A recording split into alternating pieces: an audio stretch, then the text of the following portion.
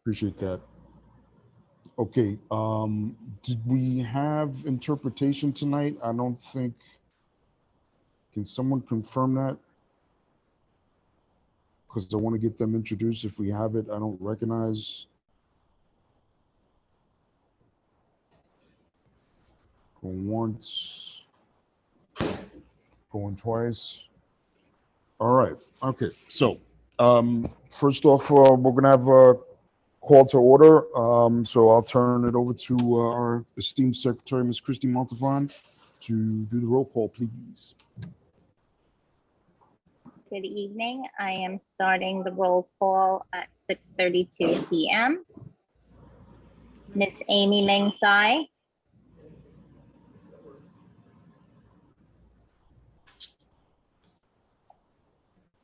Mr. Craig Spencer. Present.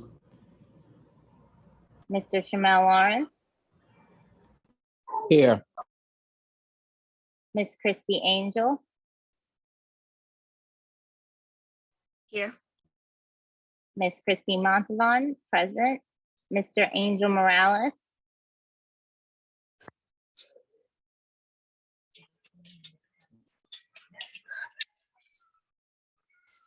Mr. Angel Morales.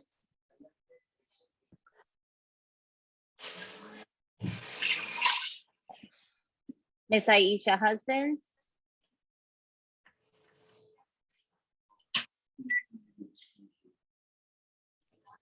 Miss Celia Green. Miss Joanne Jones.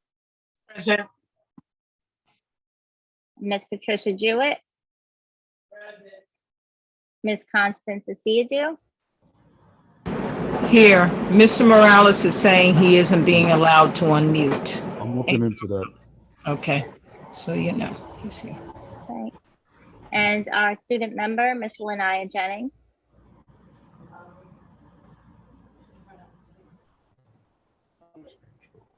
Where's Running late. okay. I see Angel. Okay, I have 9 members present. Here. Call Angel. Present. Okay, thanks, sir.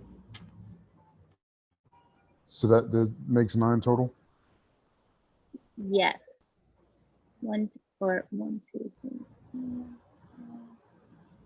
5, 9, 8, 9. Yes, 9. Okay, thank you, Christiane. Joanne, can you be the timekeeper, please? Christy will be my backup. Which Christy? Christy Angel? Yes, I believe Ms. Jones leaves in an hour or so, and I'll pick up after that for her. Okay, so duly noted. Thank you. All right. Yep. Just as usual, moment of silence. We recognize we're still in some trying times. We want to recognize those that are working to, get their situation better, and we want to give that support to those who may be in a tight spot, tight situation. So we'll take 10 seconds to for a moment of silence right now. Thanks.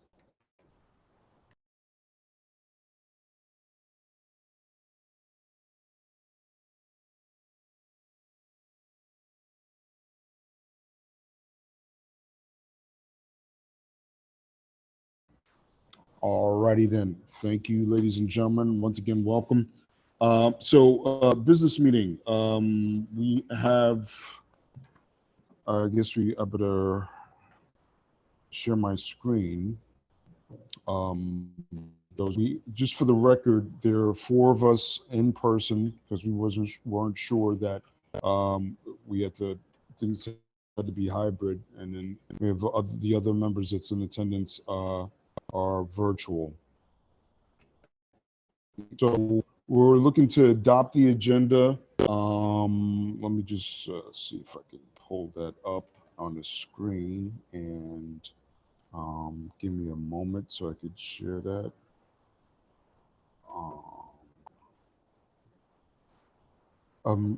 Christine, Aisha, are you here? I could have swore I saw Aisha come in. Yes, I am. Okay. Okay, you got that, Christian? Okay, great. Wasn't sure. Welcome. All right.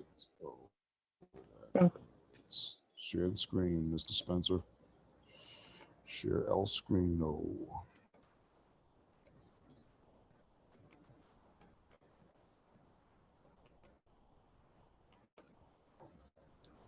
Okay, so just looking to motion to adopt the agenda. There's one thing I need to add. Amy has a letter that she distributed to the council that she's looking for, and I'll get into it because since she's not here, but I want to add that to that'll be part of the new business because we want to vote on that in the calendar meeting. So that's the only thing that adjustment to the agenda that I see. Does any other council member have anything they need to adopt or adapt for the business meeting agenda? See any hands? Right. But we still want to. Constance, go ahead. Thanks, Celia. I'm sorry, Mr. Spencer, this is the business meeting agenda. Sorry, I stepped away. So I'm Yes, just, yes, it is. okay, thank you. Thank you. Any other council members, since I can't see with sharing my screen, any other council members looking to adjust or going once, going twice? You see any hands? Yes. Oh, Christy Angel, yeah. Do we need to adjust the wording for the presentation for the resolution for the hybrid meetings versus a proposal, the changes to the bylaws? So we're talking about this here, right? It'll be the presentation for the resolution for the hybrid meetings, video conferencing.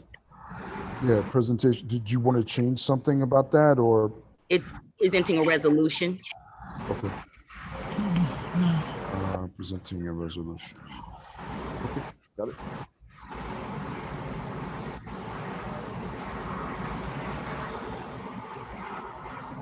Okay. Anything else, council members? Back.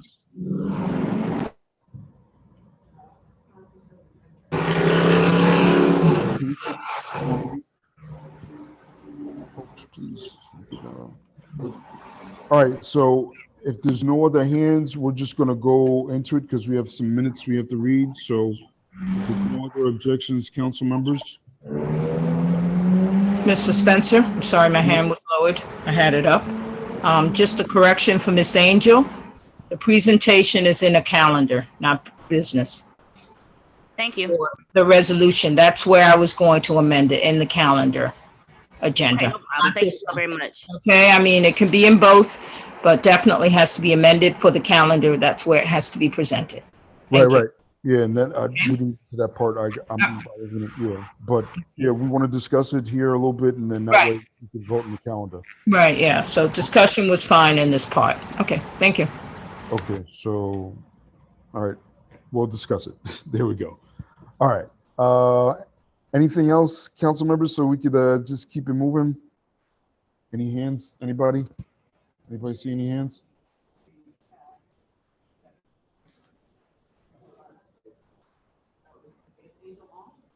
Yeah, Angel's on. Okay, guys, so we're gonna get to the business meeting, the minutes. So Chrissy M, you got the minutes with you? And then if you could just, so we'll state who's here, we'll state the major moves that were made and things of that nature. Oh, gotta share the screen. That's important because we're recording. So let me find that before you start reading.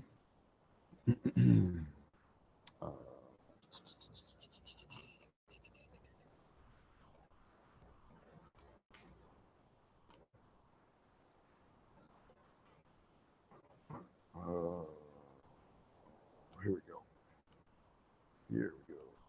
go. Be right there, guys. So we're going to start with the March 29th. right, going to share my screen one more time. Thanks for your patience, everybody. And Celia, if you could just keep your eyes on the, make sure that your hands are raised and things like that. All right, Christy M., you're good. Thank you. Hi, these are the special meeting budget and planning minutes from March 29th. That was held on the Zoom platform from 6:30 p.m. to 9 p.m. The attendees were Shamel Lawrence, co-president, Craig E. Spencer, co-president, present, Celia Green, vice president, present, Christy Angel, treasurer, present, Christy Montavon, recording secretary, present, Amy Ming Tsai, council member, present, Joanne Jones, council member, present, Angel Morales, council member, present, Aisha Husbands, council member, excused, Constance Asiadu, public advocate appointee, present, Patricia Jewett, public advocate appointee, present, and Ladnia Jennings, student member, present. Okay. And we had a motion for in our budget to create a line item for annual report for 3,000, a reduction of 300 from supplies, an increase of the P card by 3,260, reduction from parent involvement line of 2,000, and reduction of member reimbursement of 3,660. The motion was made by Christy Angel and seconded by Celia Green and passed. And then the next motion was to extend special meeting for Citywide Council for District for 75 to 8:30 p.m. or later until the budget was finalized. I don't see a name for who made the motions, but the motion was passed. All right, so we have to make the adjustment for that. I don't have the notes in front of me, but so it's duly noted that we have to amend these minutes to reflect who made the motion and who seconded. Anything else, council members, that are missing?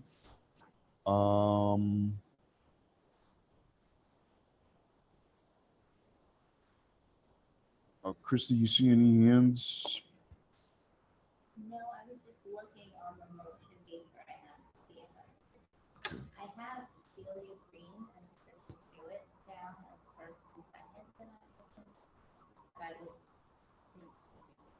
Patri- needed to check like wording or something to make sure that's accurate. Patricia, do you remember seconding that second motion that was made on March 29th? Do I remember doing it? Yeah. Am I down there? No, it's not down there. But according to Christie's records. It's on my phone. Oh, well, then if Chrissy says I did, I did. I trust her.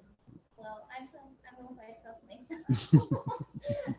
Maybe, But I mean, I do second one, so. you know, maybe like you put it in in order to just check the recording or transfer. All right. in the act. Yeah, we'll do that part.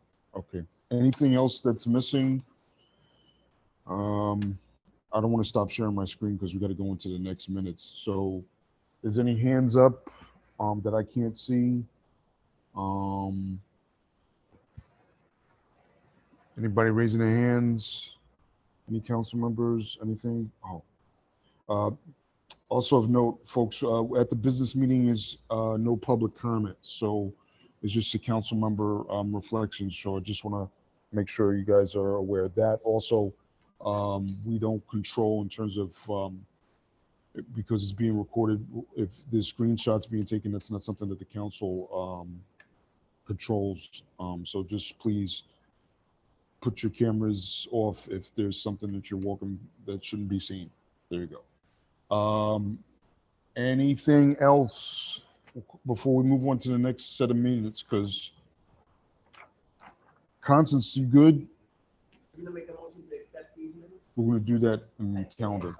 Fine with me, Mr. Spencer. Okay, thank you. So we're going to move on to April's minutes because it was a joint meeting. Christy M., you good? Yes. Okay, you could go ahead. Okay, these are the April 14th. It says business meeting, but I think it's supposed to be both. Well, yeah, it's gonna have the business. Does it have both staples? Is that what it is? Hold on. Is that what I'm looking at? I only see business. I Yeah, don't know. yeah, in the back. Oh, it's on the back. Okay, gotcha. Okay, so this is the business meeting from April 14th. It's held on the Zoom platform from 6:30 p.m. to 9 p.m. The attendees were Shamel Lawrence, co-president, present, Peggy Spencer, co-president, present, Amy Ming Tsai, council member, present, Christy Angel, council member, present, Angel Morales, council member, present, Aisha Husbands, council member, present, Christy Montavon, recording secretary, present, Celia Green, vice president, present, Joanne Jones, council member, present, Constance Asiadu, public advocate appointee, present, Patricia Jewett, public advocate appointee, present, and Lanaya Jennings, student member, present.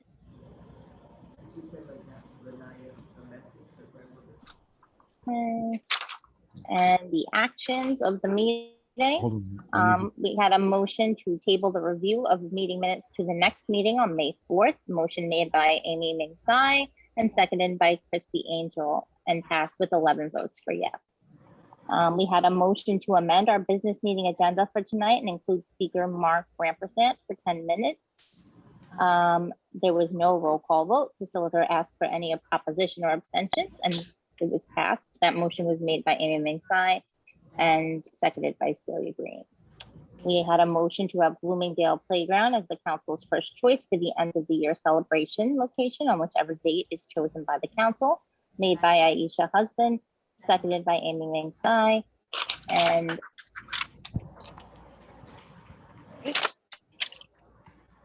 passed. I don't see the vote record on. Tim, Oh, yes. it's on. Same. Okay. Give me a second. Is that it, or is there another page of? That is it for the business. So now we're going into the calendar on that same date, Okay. which I have So- on the screen. Okay, our April 14th calendar meeting minutes, which was also held on the Zoom platform from 6:30 to 9 p.m. The attendees were Shamel Lawrence, co-president, present, Peggy Spencer, co-president, present, Amy Ming Tsai, council member, present, Christy Angel, council member, present, Angel Morales, council member, present, Aisha Husbands, council member, present, Christy Montavon, recording secretary, present, Celia Green, vice president, present, Joanne Jones, council member, present, Constance Asiadu, public advocate appointee, present, Patricia Jewett, public advocate appointee, present, and Lanaya Jennings, student member, present. The actions.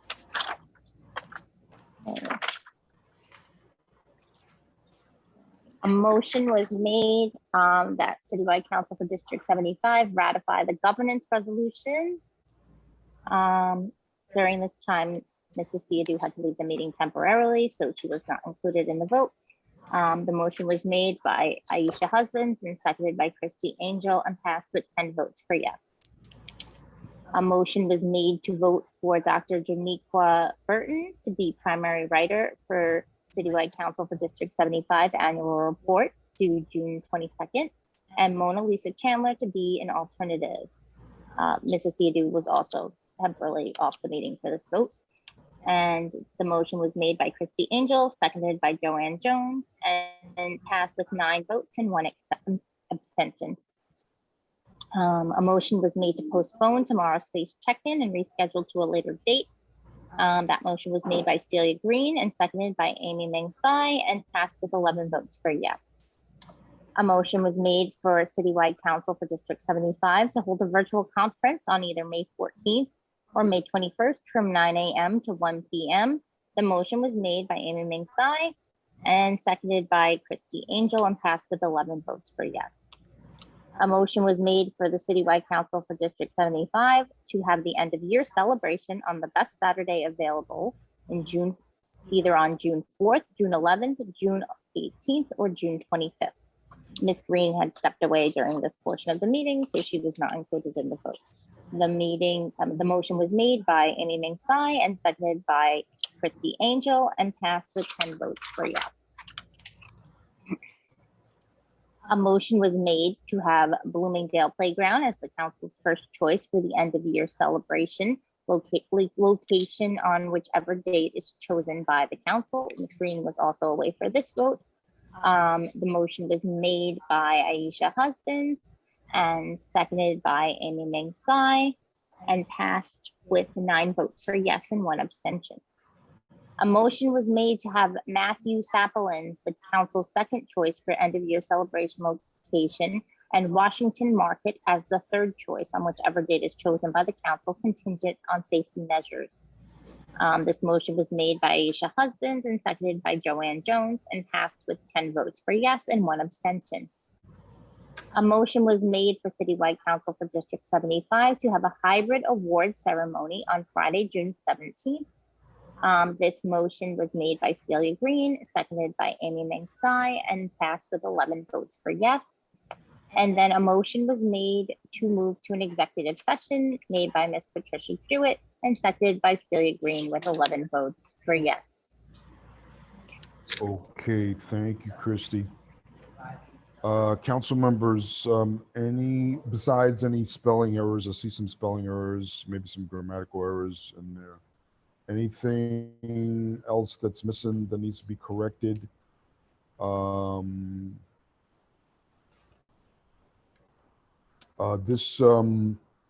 Ramona AA had emailed this out earlier today, I think sometime this morning. So hopefully you got a chance to look at it. Everyone here in person has it on paper. Constance will have yours on paper too. You'll be taken care of. So I'm sharing my screen. So anybody get their hands up? Any council members? Anything, guys? Going once? Any issues? Concerns? Okay. Constance, are we good? Constance? We're fine. No one has objections to adopting the minutes. Okay. So if we're good on that, then we're going to move on to the next. Thank you, Christiane, for reading that. I'll stop sharing my screen. All right, so we're going to move on to the next. We'll in the calendar meeting we'll finalize all that stuff. So the next order of business agenda for unfinished business is our upcoming events. The last 2 events for this council this year.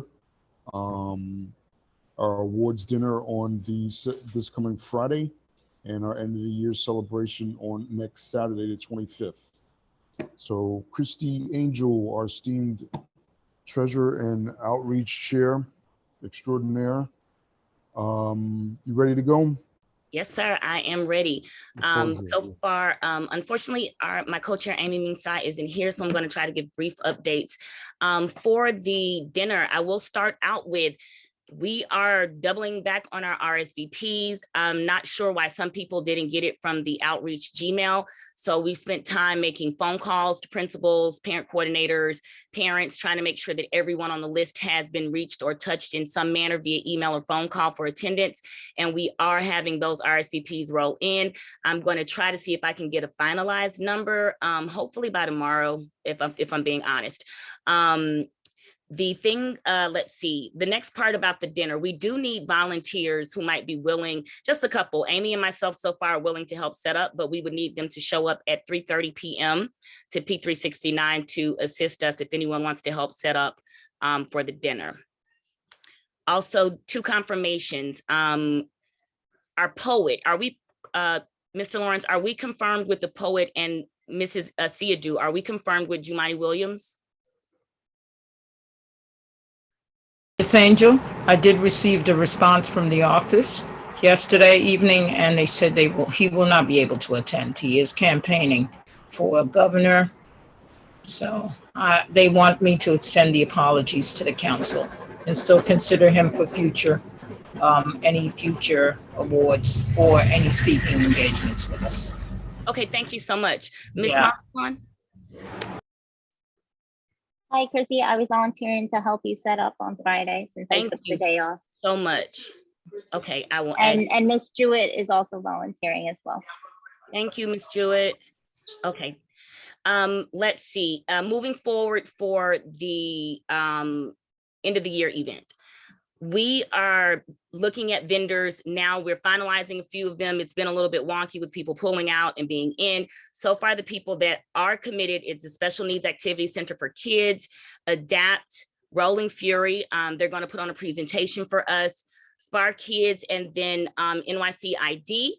And we are looking for a few more. So if anyone has any other people that might be willing or might be wanting to send in items, swag that we can stuff the bags with, AHRC is sending over backpacks and pins. And we do have another vendor sending over candy and items for the children.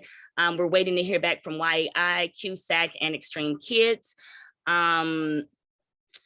I think that is the most update there. I will need a list of all the council members who do plan on being in attendance so that I can give you the assignments of where you'll be in the park. And we also need volunteers to bag stuff. We have 3 people, possibly 4. I can't remember if Councilmember Green was able to help us, but it's going to be on Wednesday, the 22nd. That's when we're looking for all items to arrive at the office. We do not have the date as the room is, the time, as the room is not confirmed yet. I think it'll be the floor above our office. As soon as I have that, I can let everyone know. But that is my update for the fun day. Does anyone have any questions about the dinner or the CCD 75 day? Hey, Christy, I do. I didn't see any hands, so oh, just go ahead, Patricia. My bad. Go ahead, Patricia. Hi, Christy. As soon as you have the details for Wednesday, June 22nd for stuffing the bags, just send us out a text blast so that we'll know. Okay. I need to know at least a day in advance so I can arrange transportation. But I'm guessing you're figuring sometime in the afternoon, right? Yes, and I'm hoping that we'll have that date, the time before this Friday. Of course. And I will make sure. I happen to be in this area on Wednesdays. Perfect. Okay. Okay. Yes, thank you so much. I You got appreciate it. Mhm. it. Mr. Siadu? Sorry, talking to myself, I'm muted. I just wanted to ask, the award dinner is virtual, correct? It is hybrid, sorry. The awards dinner is hybrid, but considering that we do want more people to come in person, we're extending the hybrid link to those who cannot be in attendance. Okay, I just wanted to make sure there wasn't a hybrid. Okay, extension. Thank you. No problem. Does anyone else have any further questions? Yeah, I got a couple. I don't know where my raise hand feature. I do know Mr. Lawrence did say that he's looking into, I think the education person from the city council to possibly be our keynote speaker as a backup for Mr. Williams. On the 17th. Yes. What time should council members, are we going to talk about that offline in terms of what time they should arrive, or? For the playground or the dinner, which one? For the playground. We are allowed to start setting up at 11 a.m. So council members can feel free to arrive that are volunteering at 11 a.m. for the playground, right, Chris? For the 25th, yes. And then we do have to leave the park by 3 p.m. that day. Okay. That's important. What are we concerned about capacity in terms of between the event hours of 12 and 2? Is there a capacity limit that? Well, our limit is 200. I don't have any fears about that capacity.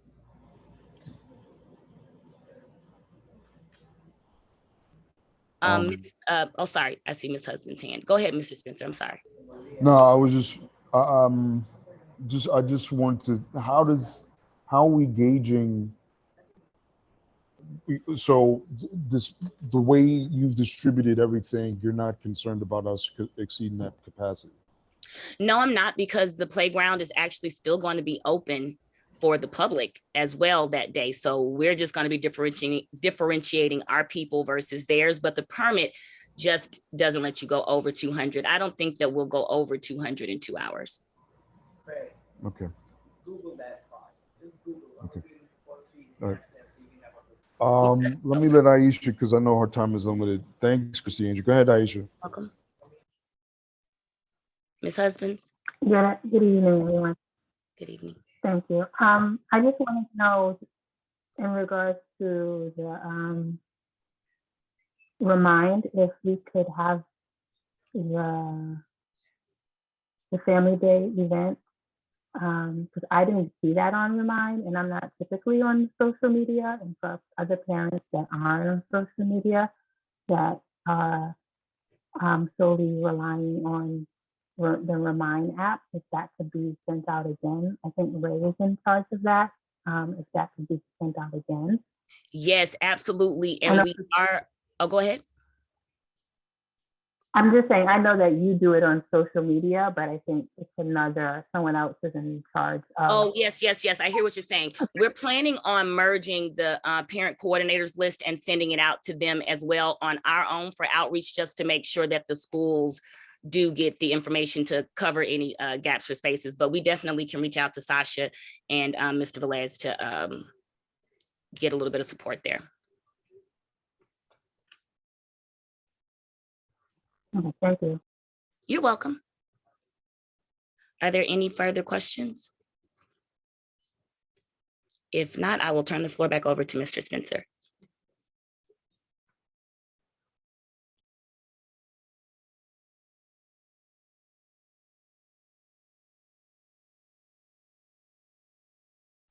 Mr. Spencer?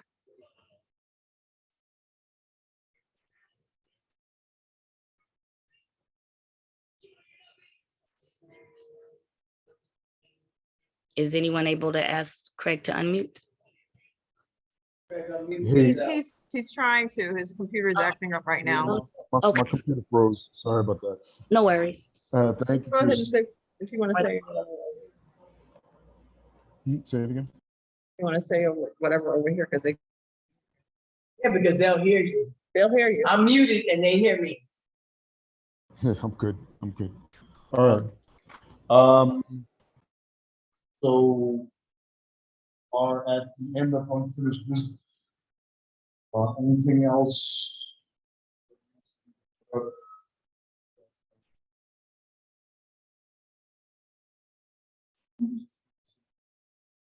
Started.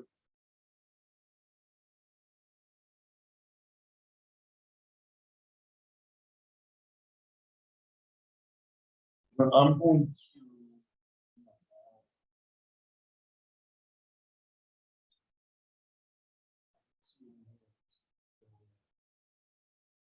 to jump into what we learned.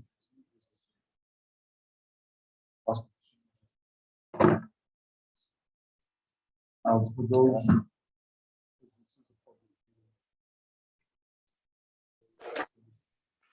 Mr. Spencer, co-president, your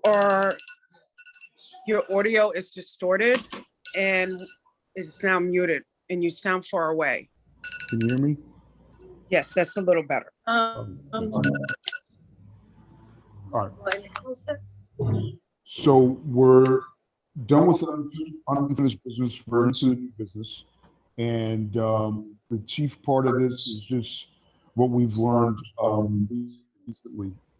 Those of you who don't know, Governor Hochul extended the suspension of the open meetings law through July 14th of this year.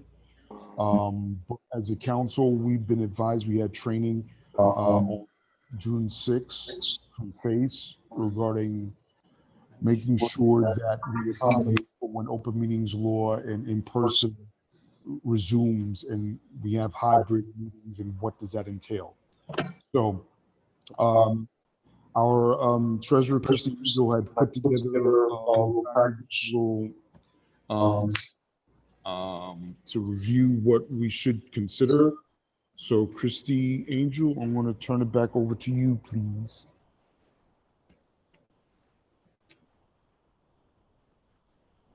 All right, Are thank you. you giving 10 minutes for this section?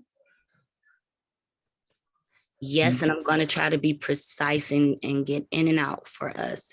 Give me Thank you. one moment.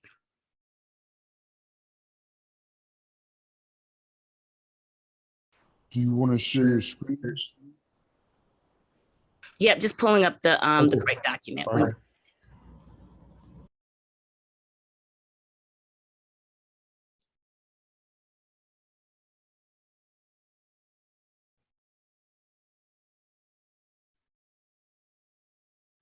Yes, Mr. Siedu?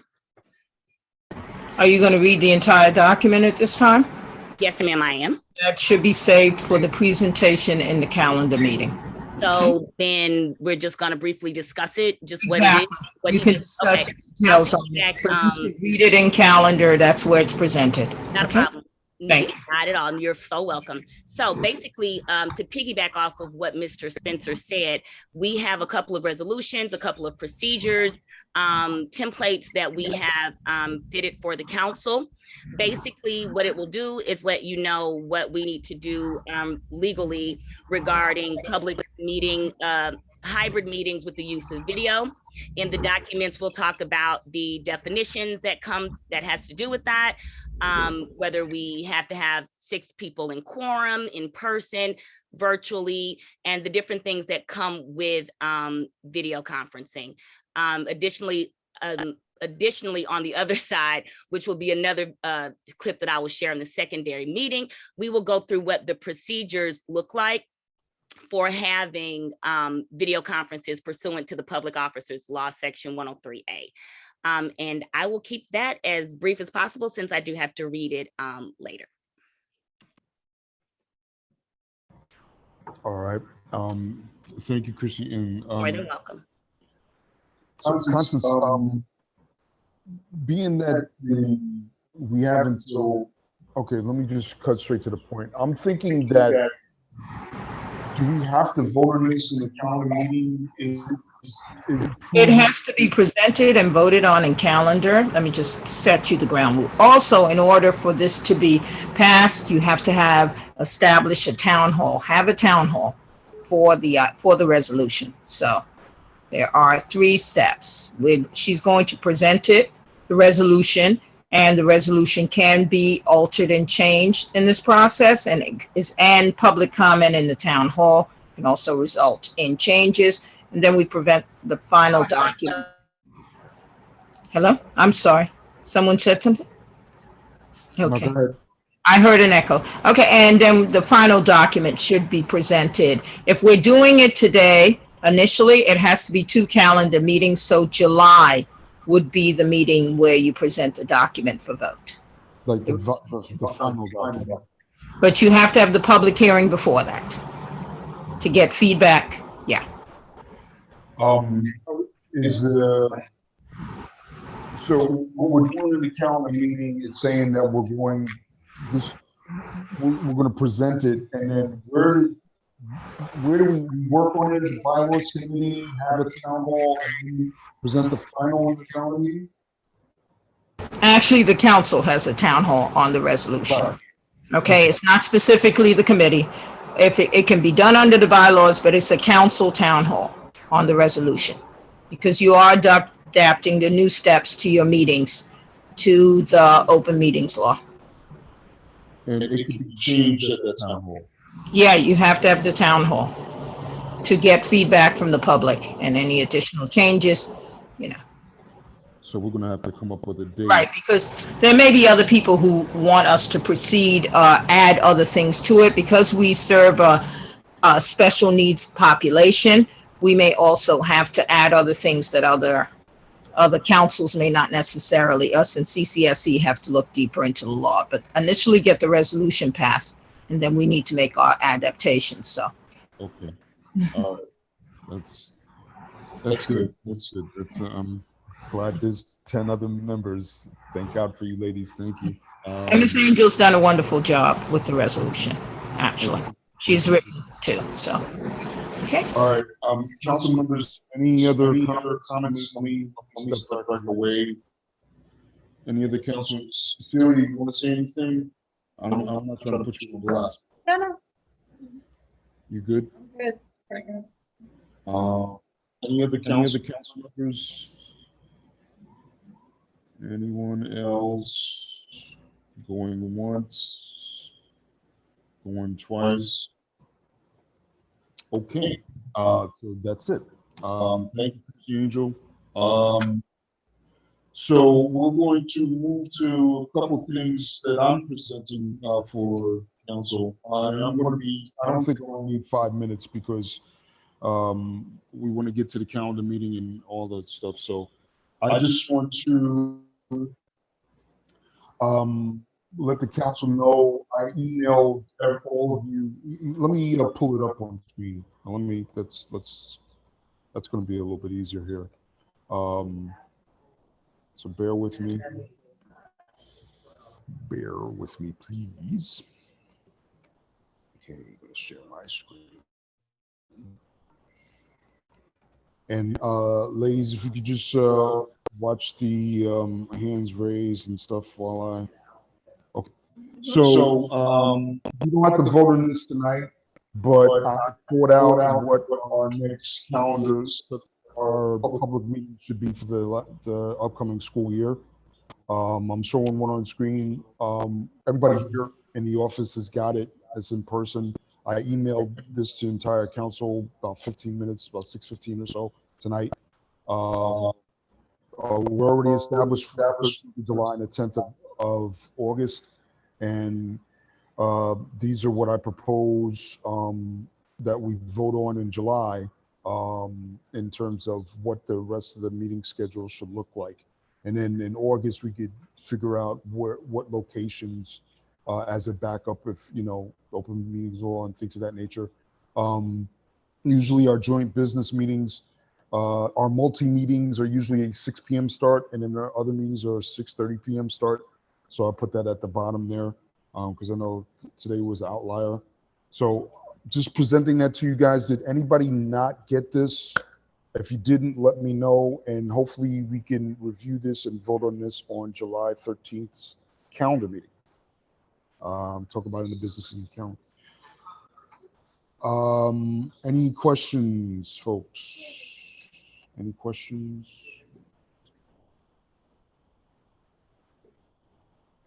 Okay. If there are no other questions, anybody get their hands up? I do. Oh, sorry, Christy, go ahead. A quick question. The July meeting, we technically would need that to be on the third week of July in order to be in suit with our bylaws. I think for this year and next year. Well, we Combining. voted on this. Combination. What? Okay, it'll be up to the council to amend it. Right. It is. Can I interject, Ms. Angel? Yes, ma'am. Okay. I believe the vote, because it's a combined meeting, this date was what was proposed and voted on. Yes, it was. It's not either business or calendar specifically. And our bylaws provide for one at the beginning of the month and one in the third week. And I believe the date was voted on as a combined for the combined meeting. It's going to be combined plus the annual. Right. So if it's combined plus the annual, we throw out the bylaws. No. They voted on the date. The council specifically voted on this date to be the meeting. They have the power to do that. It was voted on. Oh, no, we voted on it on our first meeting, I believe. Yeah. In July. So it stands unless you want to change it. That's what Mr. Spencer's saying. You would have to vote to change that meeting back. Yeah, I'm aware of that part. I was just saying and noting that we aren't in compliance with the bylaws. No, fully agree with you. But I think because the agreement was, I did not vote on it. The agreement was because it was combined, it fell in the middle of the two meetings. Oh, yeah, no, we didn't discuss that aspect because we didn't have the bylaws at that point. So, but I mean, if everybody's okay to stay for this particular meeting, but I just wanted to bring it to the floor. Okay. Okay, duly noted. Good. So you had something or? Oh, go ahead, Celia. I just wanted to say, I know we voted on the 13th of July, but it actually works out because it is before the 14th of July. And since the governor has extended the suspension of open meetings law till July 14th, we can still actually have that particular meeting virtually, or we have to go back on August the 10th. Okay. So it doesn't cause any undue hardship to a particular. Thank you, Celia. Appreciate that. Anybody else? Any of the council? 'Cause I'm sharing my screen. I can't see the hands. Is you? I'm just looking, I think November 9th is a parent-teacher conference day. It's a half day. I have that written down in my calendar Okay. for our district. Okay. Yep. And so any other changes, council? Thank you, Chrissy. Any other changes? Let's bring it up on the 13th. Well, yeah, let's bring it up the next time we meet in July. And then that way we can make alterations and finalize these dates, and hopefully in August we can finalize the places we want to be at, and we'll know what we're doing going into September. But if there's nothing else, any other hands? I'm just gonna touch.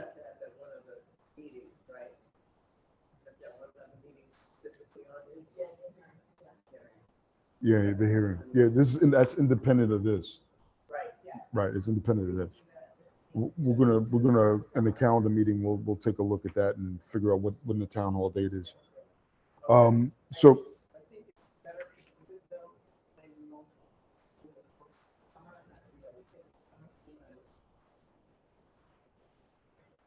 let me there's a couple of let me keep it moving because I'm not going to spend too much time on, because I know we're coming close. So I also emailed right before the meeting started at 6:30 tonight. Where are we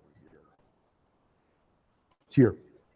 So I had mentioned at our May 18th calendar meeting that I was aware that CEC 15 had a resolution that was supporting fair pay for PTs and OTs in the DOE. And our community deals a lot with them. They're second teachers, probably family members to some, especially if they're bus powers. Long story short, I provided this draft that they had to the council for us to consider adopting something of our own. I was in touch with a couple of PTs that were interested in terms of what we were thinking. So I still have to bring them into the fold. I believe Chrissy Angel, I'm going to work with you offline to see if there's something, if we have a side meeting or like if outreach could explore something like that in terms of have a discussion on PT and OT and their support, and then we can add that to. Long story short, it's still in the works, but I just want to leave this. I want to follow up what I put out on the 18th with this document for all of you guys to review, start the conversation. We need to support our PTs and OTs. They need to be paid just like teachers. That's my personal opinion, but I want to just make sure that I've shared it with you guys and you guys discuss it. You guys look over this. I'll talk with Christy Angel on the side, and we'll see in July how we want to do next steps. So that's all I'm going to do on this right now. I'm not asking for a decision on this. Is there any hands up that I don't see? Any hands? And Christy Angel, I'm not going to assume anything. I'll just, I'll work with your schedule because my schedule is crazy. Any hands? No hands? Okay, last but not least, where did I have it? Hold on for a second. I'm gonna stop sharing my screen because I gotta find the document before I share it. This is in reference to, I'm skipping around a little bit here.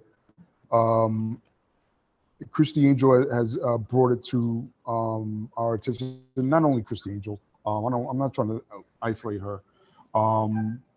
We got off to a rocky start this year in terms of what materials, how does the council operate, and AA is a big part of that. And what I'm going to do, what I failed to do today, and I'm going to do it tonight, and I'll share my screen so you can see what I want to share that all of us should have. Just give me a second here. There we go. Sharing my screen. So I'm not sure, here it is, roles and responsibilities of the AA. So we should have had this last July, June, July. And I know Joanne got on late, and I know Angel had some issues. I'm not sure if Aisha got all her paperwork. It's a long time ago, but now that we're starting a new school year, I have this material. I want to share this out so we can start that conversation, see where we're at in July, see if we need a side meeting, just council related. But I just want to let you know, as co-president, and I'm speaking for Mr. Lawrence as well, that we hear your concerns about how we're supposed to relate with the AA and what the role is. So I'll be sharing this out so we can continue that discussion and try to get to some sort of conclusion before September starts. I didn't get a chance to, so I'm gonna have to. So Constance, Patricia, I owe you guys a hard copy, I owe everybody an email. So just look out for this tonight, and we'll continue this conversation. Not right now at this time because I got to keep it moving. But anybody has any questions? Any hands up? Yeah.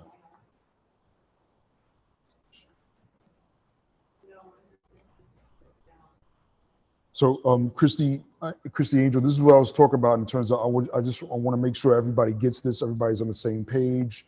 We discuss it, based on because that didn't happen at the start of this year because it was all over the place. So appreciate everybody's patience. Will this question, will this also include how we as a council work with our AA versus what her duties are on paper? Yeah, I believe so. So that council, this is straight from face. So no, meaning like I know you guys recently started letting us know what her bailiwick is and what her priorities are in the day and when she's available and her schedule and things of that nature, which is very, very helpful. With that part, like, will there be some kind of legacy set down to where we'll understand when she's available, if she has a heavy workload, and when she can help us, and what those guidelines look like outside of this actual particular piece? Yeah, I think what we're, and Mr. Lawrence, correct me if I'm wrong, this is going to be the foundation, basically. This is like, this is where we're going to go back to. I mean, as job duties, I hear that bell, Joanne. Mr. Spencer, can I chime in for a minute? Yeah, Christy, like we had a conversation offline on this was a plaque that was there before. When I first took over, people said it was too much. So now we're going to bring it back and we're going to look to put something into the bylaws also. So I will be sending something over to Constant, but that will be a praxis of sending out a daily task, sharing her schedule for the week, when she's not in the office, what her workload look like every day. Yes. And yeah, I think, we start with this as a foundation and then we meet about it. And if there's something you guys want to consider, like Mr. Lawrence says, but to put something in the bylaws, and because this is a general document, and then we want to make it amendable to. It has these motions, resolutions, absences, vacation time, vacancies. Yeah, so this is the start, Christy, and we Mr. Lawrence and I hear you. We hear the council, and we'll work as promptly as possible. So is any other hands, because I want to keep this moving. I want to spend a brief 5 minutes on our ad hoc committee to see if I just want to kick the can around a little bit for that. Elections will be here sooner than we know it. So I don't see any hands, so I want to keep it moving. So I put on the agenda in reference to restoring the ad hoc committee on elections, because elections will be next spring scheduled. And we want to have, I'll speak for myself. I plan, what I do at my daughter's school, we have 9 locations, and we're building up our parent association to identify who's at each site and who does what. And I think we as a council need to kind of mirror, or do our best to mirror that across as much as we can across the city, to make sure we're laying down a foundation because members came in and they weren't exactly sure. And we've been through everybody here has worked hard, and we deserve to go out there and speak and find out what parents are interested that will replace me. I'm going in my last year. So I want to go out there and I want to make sure this is a fine candidate that'll fill my spot, when I'm out of here. So that's what forced this particular section of the agenda. So Constance, in reference to the ad hoc, do we need because it wasn't in effect this year, I want to put it. Ad hoc, Mr. Spencer, ad hoc committees, are you proposing that we add an ad hoc committee for the elections? Is that your proposal? I believe it was established as ad hoc. I still got to look. It's not in the bylaws. That's why I'm telling you, don't establish ad hoc committees. Ad hoc committees are committees that you determine to have during the course of that year, and they only function for that term. Ah, okay. Okay? They are not standing committees. That's what I'm saying. You saying it was a standing, it's not in the bylaws. No, I don't think it was a standing committee. Okay. I think it was an ad hoc for a period. Okay, Right. so you have to propose to set up an ad hoc committee for the elections, and you can do that in our calendar meeting. That's just a general proposal, okay? If you wish to do that. Okay. Okay. That's a start. Okay, great. Thanks, Constance. You're welcome. Anything else, council members? Anything else? Any other comments? Yeah, on the same topic.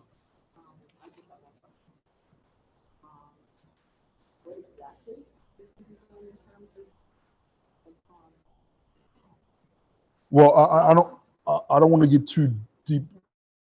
Part of it is just making sure that the information is passed down to our schools. So I don't want to put our dirty laundry out there, but D75 is forgotten. And I want to establish a committee to make sure that, our schools get that information. We take an active role in our future and just don't assume that,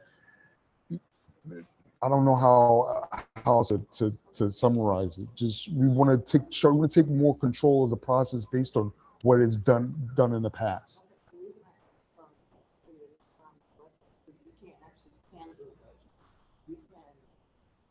Have a communications meeting that would go forward and make sure that this information is passed on so that parents realize how they have to vote, that they have to have the CC count, all of those things. Right. That we can do. Right. But if you say handle elections, it's not quite the same thing. Okay, yeah, I'm not saying that we're handling elections. It is more communication. It is more outreach. It is more visibility, more. I understand. Yeah. I understand your point. I'm just telling you that, we would not be able to, we would have to say communication so that we can give the information. Whether it be this or something else. And also. Parents, and all the schools and all the PCs and all the people that come in contact with parents. So the parents know. Mr. Spencer, I'm sorry to interrupt. We can't hear whoever's speaking. So you get So Celia was saying that it should be more of like a communications, because I'm not asking to handle actual elections. I'm asking to be this body take some control in terms of communication and getting the word out that elections is coming. This is what it takes to be on this council. This is what we deserve. And this is what we want to lay the foundation for a better future for our community.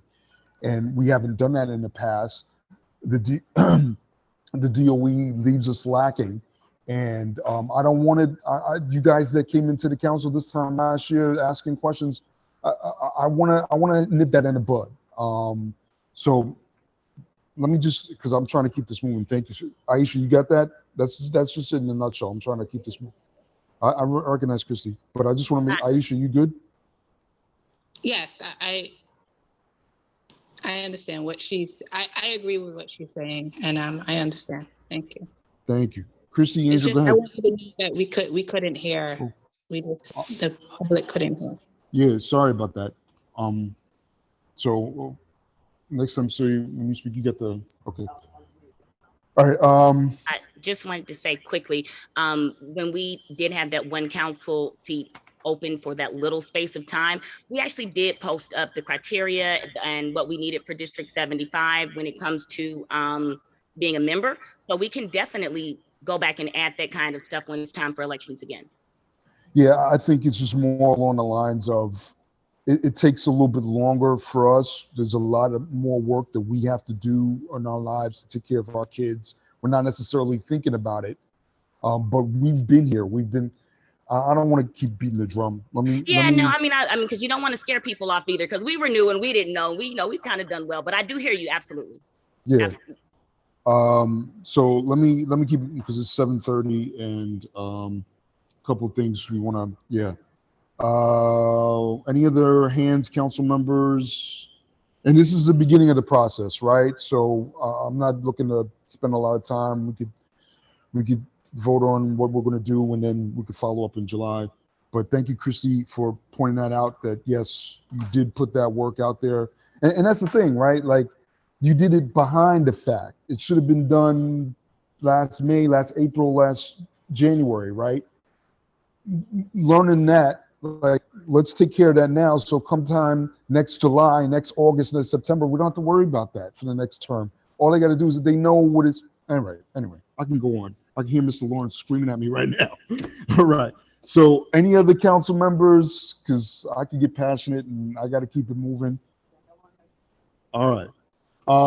Last but not least, with the new business. So Amy had emailed a letter regarding D75 support for electric busing, NYSERDA. Just want to sign it. Constance, so should I read the letter on in the calendar meeting and then vote on it? That's probably what I should do. Like you mentioned to Christy Angel that if we're going to vote on something with you said to save it to the calendar meeting. I'm sorry, Miss Angel is making a presentation she's required to make in calendar in order for us. We're not voting on the item she is making the presentation on. Now she's presenting it. That's what is being done, and it has to be done in calendar. Then we will determine when we're setting up our town hall, and then in July, if our town hall is before the July meeting, we can vote on the item in calendar. Now this letter, sorry, my audio's going out. I don't know. It's something that just recently came up. Is it something that's been out there for a while in order for members to look at and digest? And that's really up to the membership, how it will move forward since it's a letter. Yeah, it's 2.5 pages. Yeah, and is it something that needs to be voted on tonight as well? Per Amy's message, she suggested that we vote on it tonight, but I don't know how we're going to do that in fashion. But Amy did share this with the council earlier this morning. Yeah. this morning if members have seen it. That's what I'm saying. Is it something that's been presented today? So it's how the council determines to move on the item. Okay, if it's of essence to be voted on, then it should be presented in the meeting. Did you put it on as a calendar item also? No, it was something new. It's something that I gotta. Okay, so when we go to calendar, if you want to propose it along with the resolution. Okay. All right. Yeah. So let me save that for. I'll save reviewing this for the calendar. Just if folks, if council members, if you just check your inboxes, because I believe Amy sent it herself from her Gmail address. I'll double check that. While I do that, any other new business? Any other new business, folks? Going once, council members, going twice. All right. So the last thing that I have here is the topics for our meetings, business and calendar meetings for July 13th, or July. So let's see, let me, because we have a lot of reports to go through to the calendar meeting, so that's why I'm just doing this now. So we gotta, on the agenda, either business or calendar for the July 13th will be the hybrid bylaws review. And I'm talking in general terms here. We'll hammer that out in the calendar meeting. Mr. Spencer, yes, calendar, it is the resolution. Vote for the hybrid resolution is what you're going to have on your calendar, just so. Okay, it will be the vote then, not review. Unless you want to review it again in business prior to it, you can do that. I see. All right, we'll hash that. Review it prior to vote too, but I'm just saying vote on the resolution should be the agenda item. Okay. On the calendar. Okay, got it. Let's see. What else? We gotta approve the dates to meet. So 22, 23 dates. The public meeting dates after August. Okay, what else we got? I want to try to move on this little election communication committee ad hoc. Communication committee ad hoc. I'm gonna vote on that. What else are we looking at here? What else? We're gonna review what happened on this Friday and the success of this Friday, and also the Family Fun Day. Also review whatever minutes that we can outstanding. Mr. Spencer? Yes. I'm going to put all of that in my committee report. And I'll let you run through, but I have a couple of items that I do want to, I have my hand up for a couple of items to add as well. Go ahead, fire them off, because I'm just, go ahead. The budget proposal for next year. Okay. Potential dates for all upcoming events for the next year. Other events. And possibly a hybrid equipment discussion. Hybrid equipment. So we can make sure we're set for those meetings where people can actually see everybody in the room and hear everybody in the room and those different things that we're going to need. Well, yeah, how to bring them, I guess, how to bring it to in-person site. Yes, I'm going to bring up some of those things during the budget. There's travel items that are small enough for someone to carry. Okay. Thank you. Thank you, Christy. Anything else? Anything else? I'm just writing stuff down and I wasn't looking at the. Mr. Spencer? Yes, go ahead, Constance. Yeah. The proposal of Article 10 in the bylaws changes Article 10. Mute. Sorry.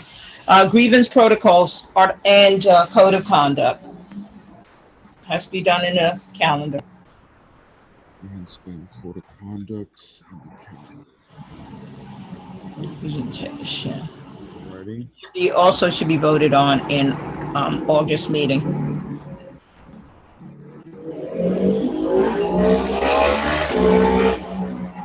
All right. Thank you, Constance. What else? What else? What else? We can review just how we're going to go ahead with AA roles. I mean, we're not going to have a discussion probably at that, but just if we're going to decide whether we need to have a side meeting or what have you. I'll work that in there somehow. Just as a follow up. Also, the fair pay for PTOT. Find out where we're at with that. Okay, it's a full agenda there. Okay, 7:42. Anything else? We're pretty packed here. All right. Hands, anybody? I don't see anything.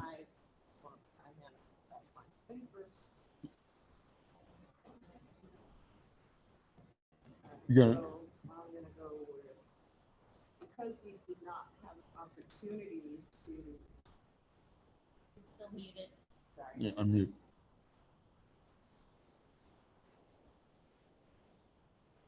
Yeah, because we did not have an opportunity to hear the presentation on the Healing School Ambassadors. I'm gonna ask that we hopefully either get that in July or August. That's possible. Yeah. Arrange that. Thank you for reminding me of that, because I did talk to Amy about that. Yes, thank you. Okay. So HCS presentation, either July or August. And Ms. Sidu has her hand up. Go ahead, Constance. I also wanted to have a presentation on the capital plan, so we're well prepared this year. Before the deadline of the beginning of January, I wanted a presentation during the summer by Ms. Mona Lisa Chandler on how we should prepare for the capital plan and the different segments of it, so we have the information out and have the principals on board well before December or November. Okay, that sounds So good. what we're doing is just completing it and sending it out come December before the holidays. Okay, yeah, for the holidays, yep. Yeah, but actually a presentation in the summer on what we need to be prepared, what we need to do in order to prepare adequately, because last year everything was done as a rush in the last minute, Senator Ken. Also, we've been 2 years, we've had an OE presentation. I'm not talking about the DOE presentation. I'm talking about someone who can assist us to plan quite adequately for a citywide council for a few years. Yeah. And everything ran smoothly. You're still going to have the SCA presentation that you have to do by law. Yeah, but you're talking prep work before that. Mm-hmm. Yeah. And what you figured in my head is 2 August in a row. These last 2 August, we've had OP presentation in terms of what our numbers look like, what will look like in the upcoming year, new seats coming and things of that nature. So I'll look to ask the council to secure a date in August next month. We actually can still have the Office of District Planning. I would just suggest that we do that in September, only because they will know what things have just opened, right? What seats are being generated. Like that would be between September and October is when they get the bulk of their data. That's the only reason I'm suggesting that. All right. I got like 3/4 of a page of this Man, we're cooking with gas. So Constance, you had your hand up from before. You good? Last call, because I can go on.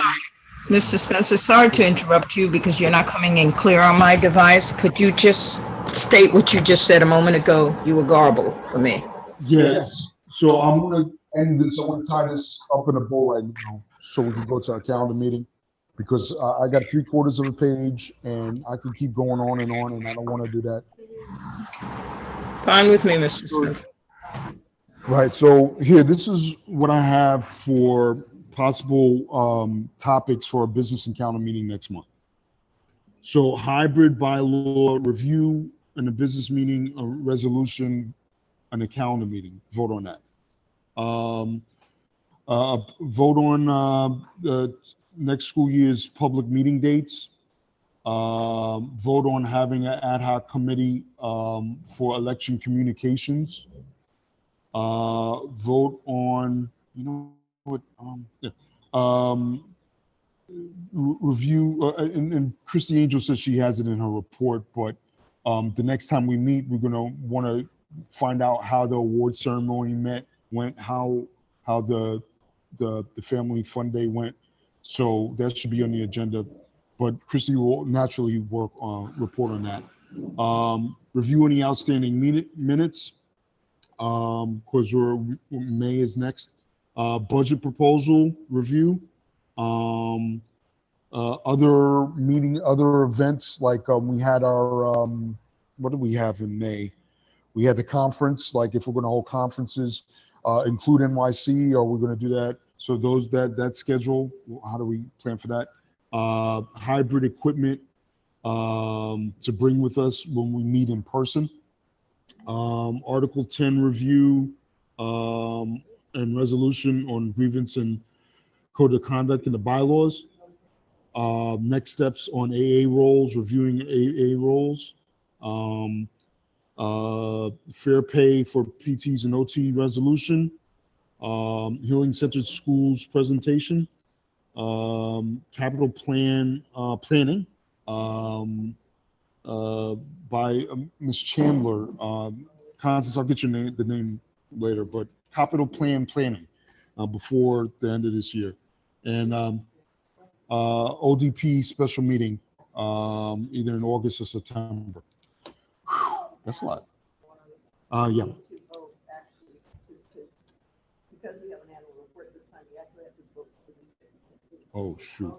So we need to do that. Annual report release.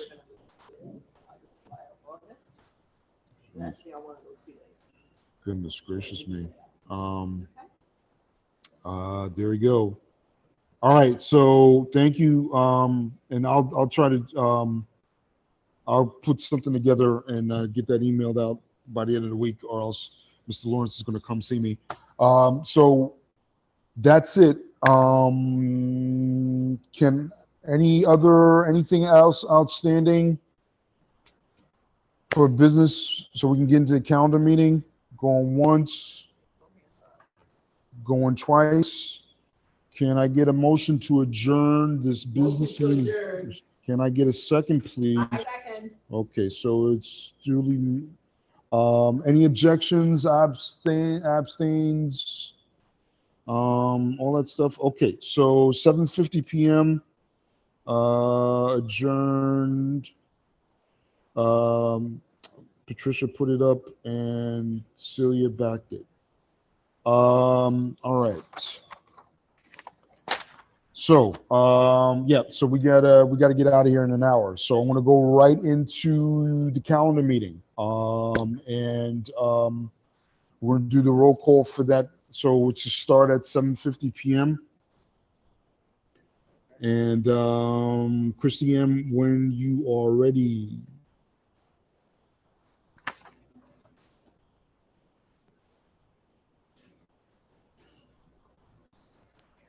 Okay, I am doing the roll call now for our calendar meeting. The time is now 7:51 p.m. Miss Amy Meng Tsai. Now, she did let us know that I believe there's a graduation. Mr. Lawrence, there was a graduation that she had to go to today. children are taking Regents. Right, so I want to excuse her, Mr. Lawrence. That's a childcare thing. I want to excuse her for the calendar meeting. Any objection, Ms. Lawrence? Once, twice? Okay, she's excused. Mr. Craig Spencer, Present. Mr. Shamel Lawrence,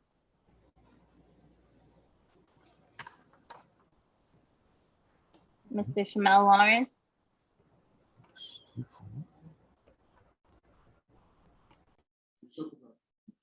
Miss Christy Angel, Present. Miss Christy Montavon, present. Mr. Angel Morales, Present. Miss Aisha Husbands, Present. Miss Celia Green, Present. Miss Joanne Jones, Present. Miss Patricia Jewett, Miss Constance Asiadu, Here. and our student member, Lanaya Jennings.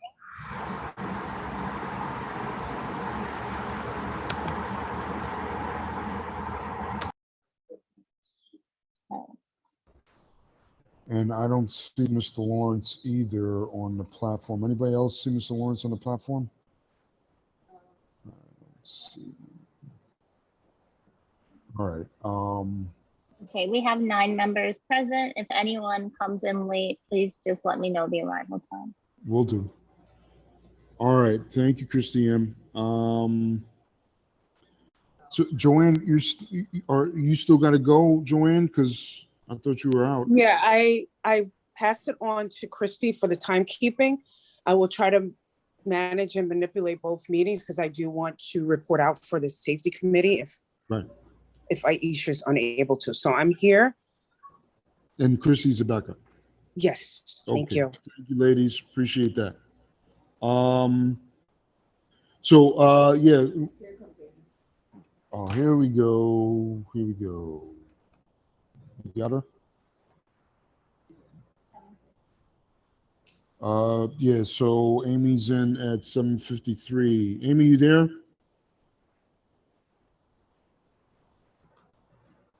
Okay. All right. Yeah. Yeah. I got it. 7:53 p.m. That's when we let her in. We're going to, we'll take another moment of silence. It's here on the agenda before we adopt it. So let's take a moment to remember, and we'll be back in 10 seconds. Hope everybody's well.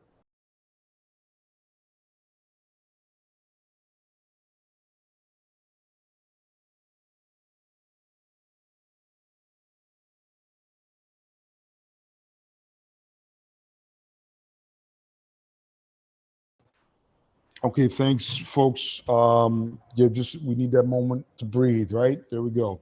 All right, so we got to adopt the agenda. Looking to adopt the agenda. So first adoption is we're not going to have a speaker tonight. We're packed with. We have an extra presentation by the district regarding budget.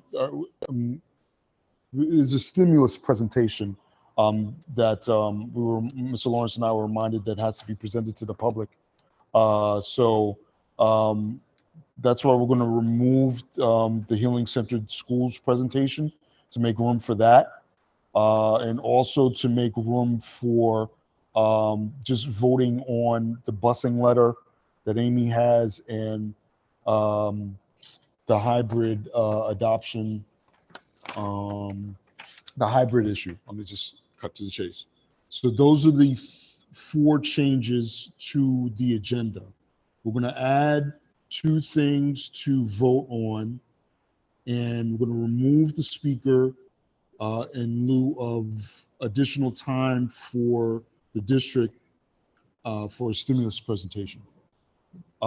Anything else that needs to be adopted, council members, adjusted, things of that nature? I don't see any hands going once, going twice. All right, so there we go. So we're going to go straight into the motions to adopt, and we're gonna start with the minutes. So before we do that, Amy, are you here?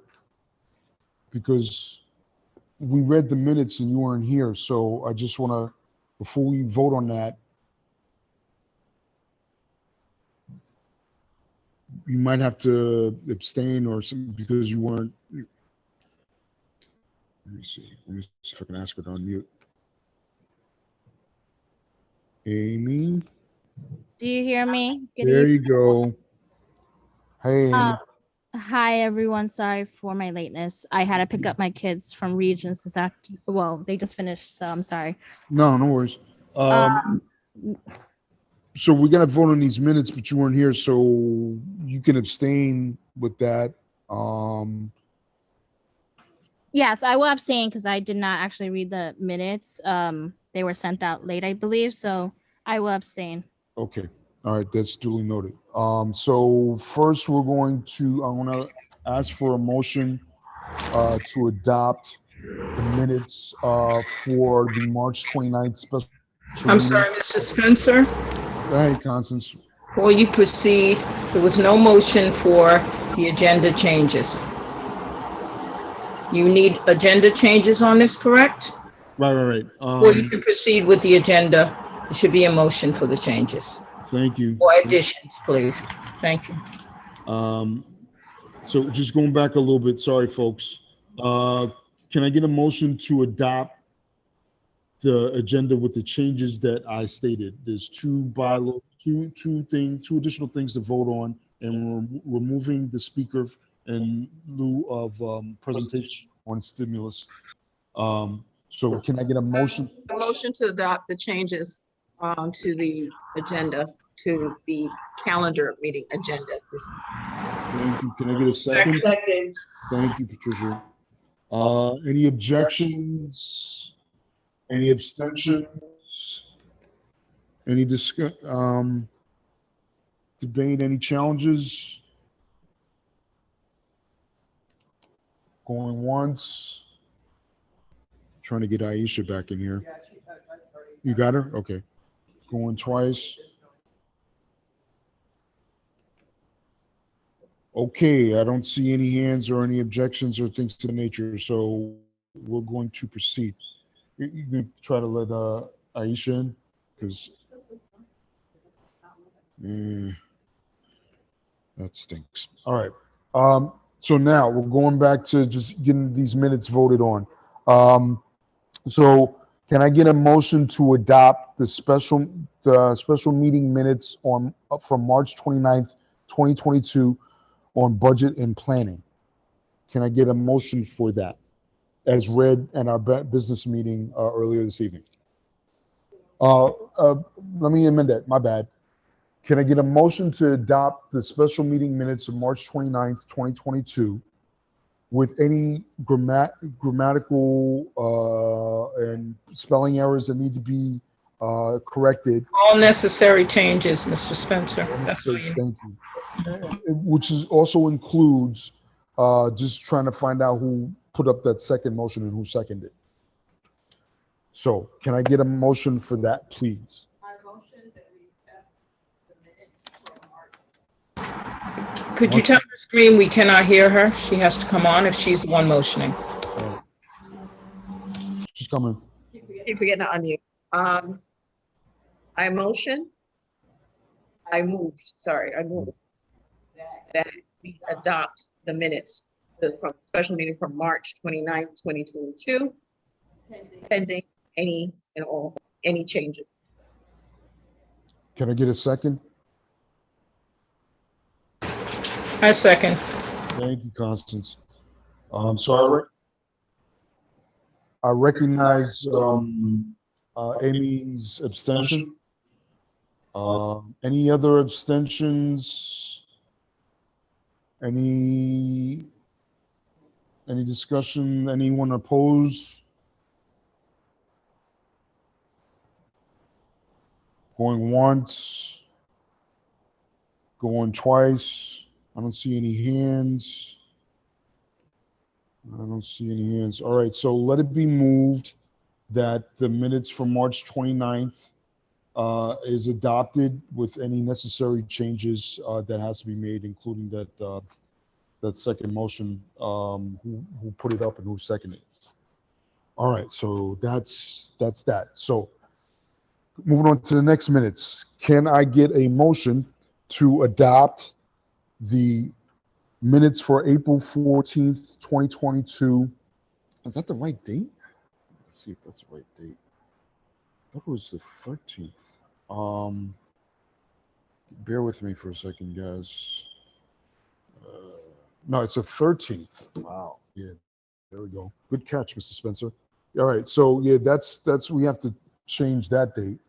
So can I get a motion to adopt the minutes from April 13th, 2022, both the business and the calendar meeting minutes that were read and our business meeting earlier this evening, with any necessary changes that needs to be made, grammatical, spelling, so on and so forth. So can I get a motion for that? I motion that we accept the minutes from April 13th, 2022, pending corrections. Okay, thank you, Celia. Can I get a second? A second. Thank you, Ms. Angel. All right, I recognize Amy Ming Tsai's abstention. Anyone else object? Any other abstentions? Any other debate? Any other challenges? Going once? Going twice? All right, so let it be moved that the minutes for April 13th, 2022, both the business and the calendar meetings have been adopted, and any necessary changes will be made for that. There we go. Great.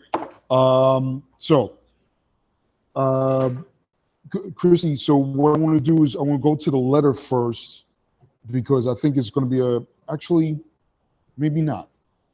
Why don't we take care of your stuff first? Because I think all we're doing is just asking for the motion for the council to act on this. So Constance, walk me through here. So I'm going to ask for a motion for the council to establish a town hall to review the bylaws changes for hybrid meetings. You're establishing a town hall, yes, to present the resolution and review. Okay. Okay. So it's to review and also to present the resolution for the changes. Okay. And that's what we're doing in the town hall. That's what you're doing in the town hall. To review. Repeat that again. To review and present the resolution for public comment. Yes. Okay. For the changes. So at this time, what we want to do is we got to do that before the 13th of July. Right. So let's pull out our calendars and sync. We're putting this out to a motion, so we should put a date on this motion in terms of the town hall. What are we looking at here? Are we the 6th of July? Is that too soon after the holiday? Yes. Do we want to do? Yeah. Go ahead. Thank you. We had actually spoken in the bylaws meeting that we wanted to propose July 11th. Yeah. For that. Also, we would need to adjust the wording because in the open meetings law meeting, they actually use the word hearing. Right. She's right. It's not a town hall. It's a hearing. So it's going to be a hearing, a public hearing, basically? Yes. For July 11th is the proposed date. Okay, so July 11th, what, 6:30 to 8:30? Is that? If the council is in agreement, we didn't come up with a specific time for it. Mrs. Sadu, am I incorrect there? You're correct, Ms. Angel, and thank you for correcting me. It is a hearing, not a town hall. No, we did not come up with a time, so it's up to the council to decide what time period they want to extend to this. All right, so let me put the motion up first and then we could do discussion. So, I learned, right? So can I get a motion to hold a public hearing to present and review the resolution on changes to the bylaws in hybrid meetings, and for this to be held on Monday, July 11th from 6:30 to 8:30 p.m. Can I get a motion for that? Patricia put up the motion and Celia seconded. All right, so can we have a debate discussion? Is 6:30 to 8:30 good on Monday, the 11th?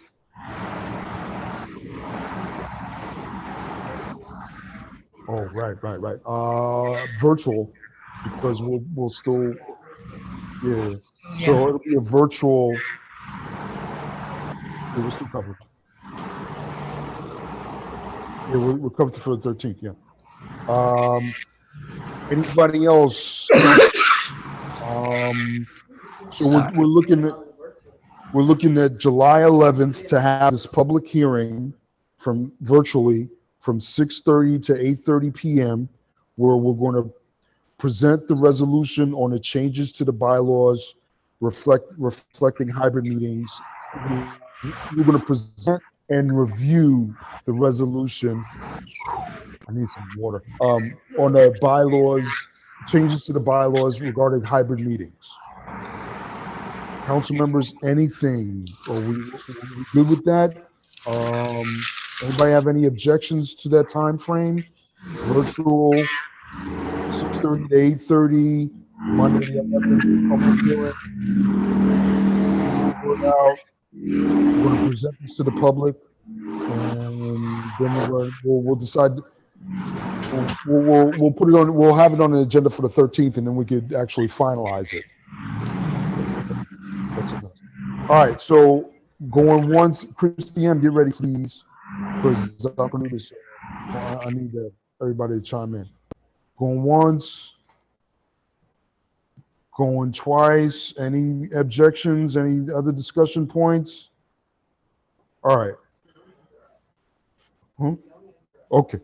So Christiane, we good? So the motion, which was put forth by Patricia and seconded by Celia, is for this council to have a virtual public hearing on Monday, July 11th, 2022 from 6:30 to 8:30 p.m., where we're going to present and review changes to the resolution stating the changes in the bylaws reflecting hybrid meetings. Yeah, I need some water. No, I can't. We good for roll call? I'm sorry, Christine. I know. I'm sorry, Mama. I'm sorry. I'm good. All right, I'm ready to go. Okay, go ahead. Do the roll call, please. Okay, Miss Amy Meng Tsai, Oh, boy, where are we at? Scroll down. Let me see if I can. Miss Amy Meng Tsai, Yes, and I was not able to unmute myself. Yeah, trying to get to. Let me work on that. Mr. Craig Spencer, Yes, please. Thank you. Yes. Miss Christy Angel, Yes.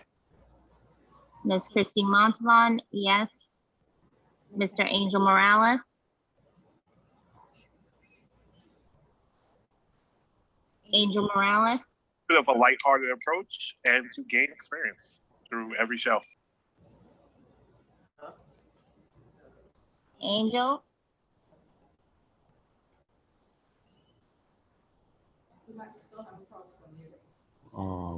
Looking for him. Go ahead, Chrissy, circle back. Okay. Okay, Miss Joanne Jones,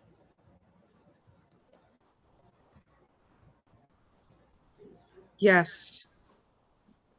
Miss Aisha Husbands, Okay, and then Thomas, I wanted to pass along some praise that actually came. Miss Joanne, you're unmuted. Miss Aisha Husbands,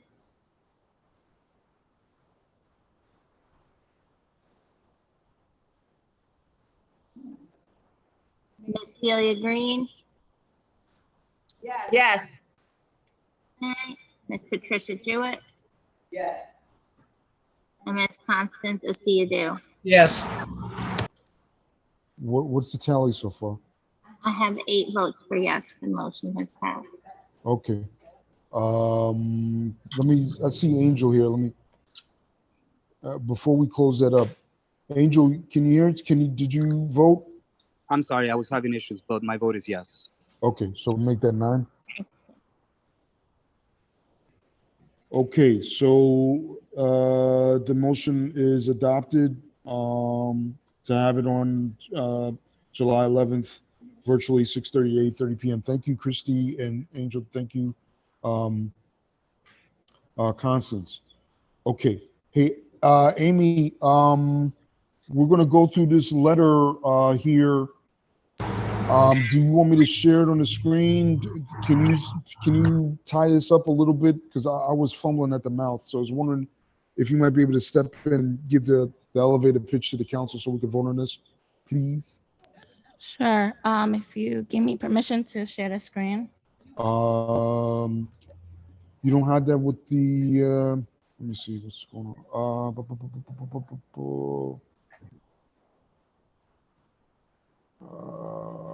Okay, I have. Give me a Okay, second. all right. How much Thanks. time on the clock? Do you see it? Yeah, I see it. Okay. How much time you think, Amy? 5 minutes? Do you need me to read it, or if council members already read it? Should be read for the general public, please. Thank you. Then we're gonna need, at least 5 minutes. Yeah. Okay. So this is in general a synopsis of this letter. This letter was asked by the CEO, Mr.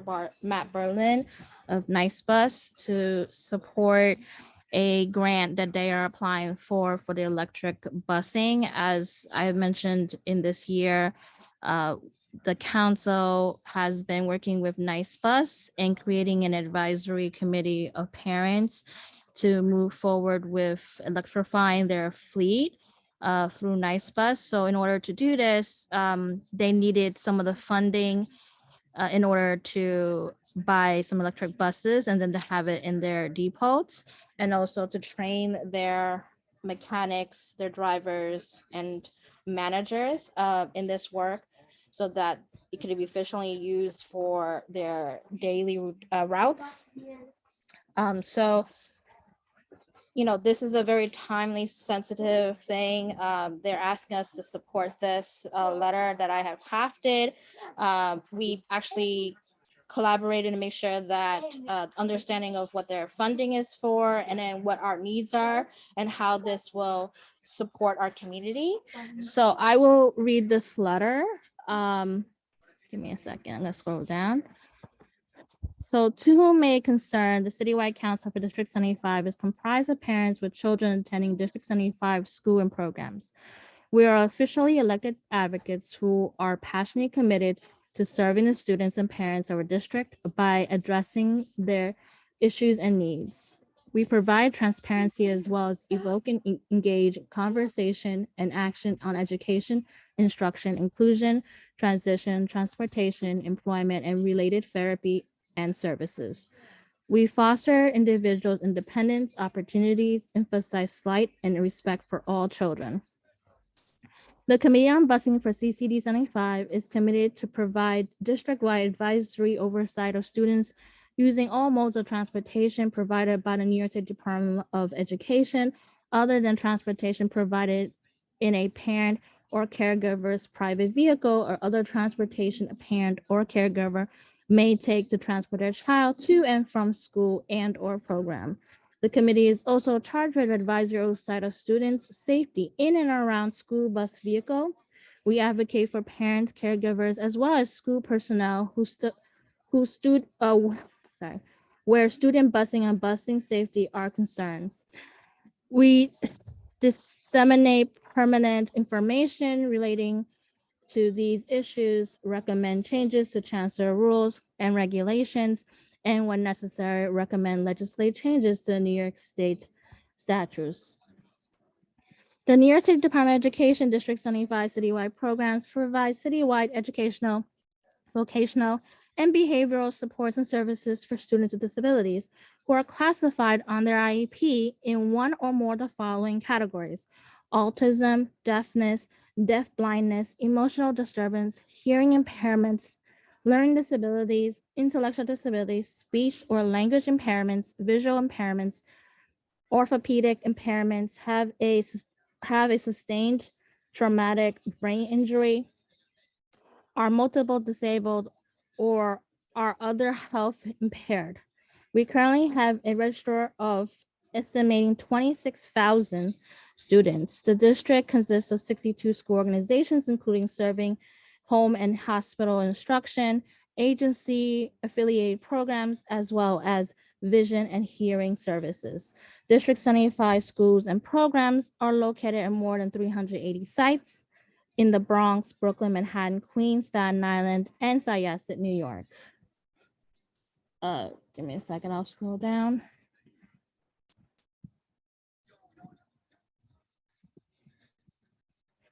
More than 95% of its students ride a school bus every day to and from school throughout a 10-month and 12-month programming. Majority of these students do not live near where they go to school. They travel distance from other community districts across borough or other boroughs. School buses are necessary access to education for students with disabilities, especially for students who live in shelters, foster care home, and neighborhoods that have a lack of programming that serve the special needs community. The program serves students from early childhood to 21 years old. Almost all students in this program who stay till they graduate will continue to ride a school bus until they no longer need the service. Also, many of the students have health issues, including chronic asthma and sensitive heart conditions. As you see, students in District 75 schools and programs not just ride a school bus for hours every school day and breathe in harmful fumes of diesel, but also live in neighborhoods that are hubs of this environmental harm for generations. The families in District 75 communities not just want and need an education that fits for their children to thrive, but also a healthy one that gets their children to school safe, gets to school and home safer and healthier. Being our mission is to advocate for the most vulnerable of our children on all education issues, including transportation. We, Citywide Council for District 75, are happy to have the opportunity to support this project for innovating eco-friendly, zero-emission electric school buses in the Bronx and model this out for a new, improved, reimagined future. This is a fundamental need for our most vulnerable communities.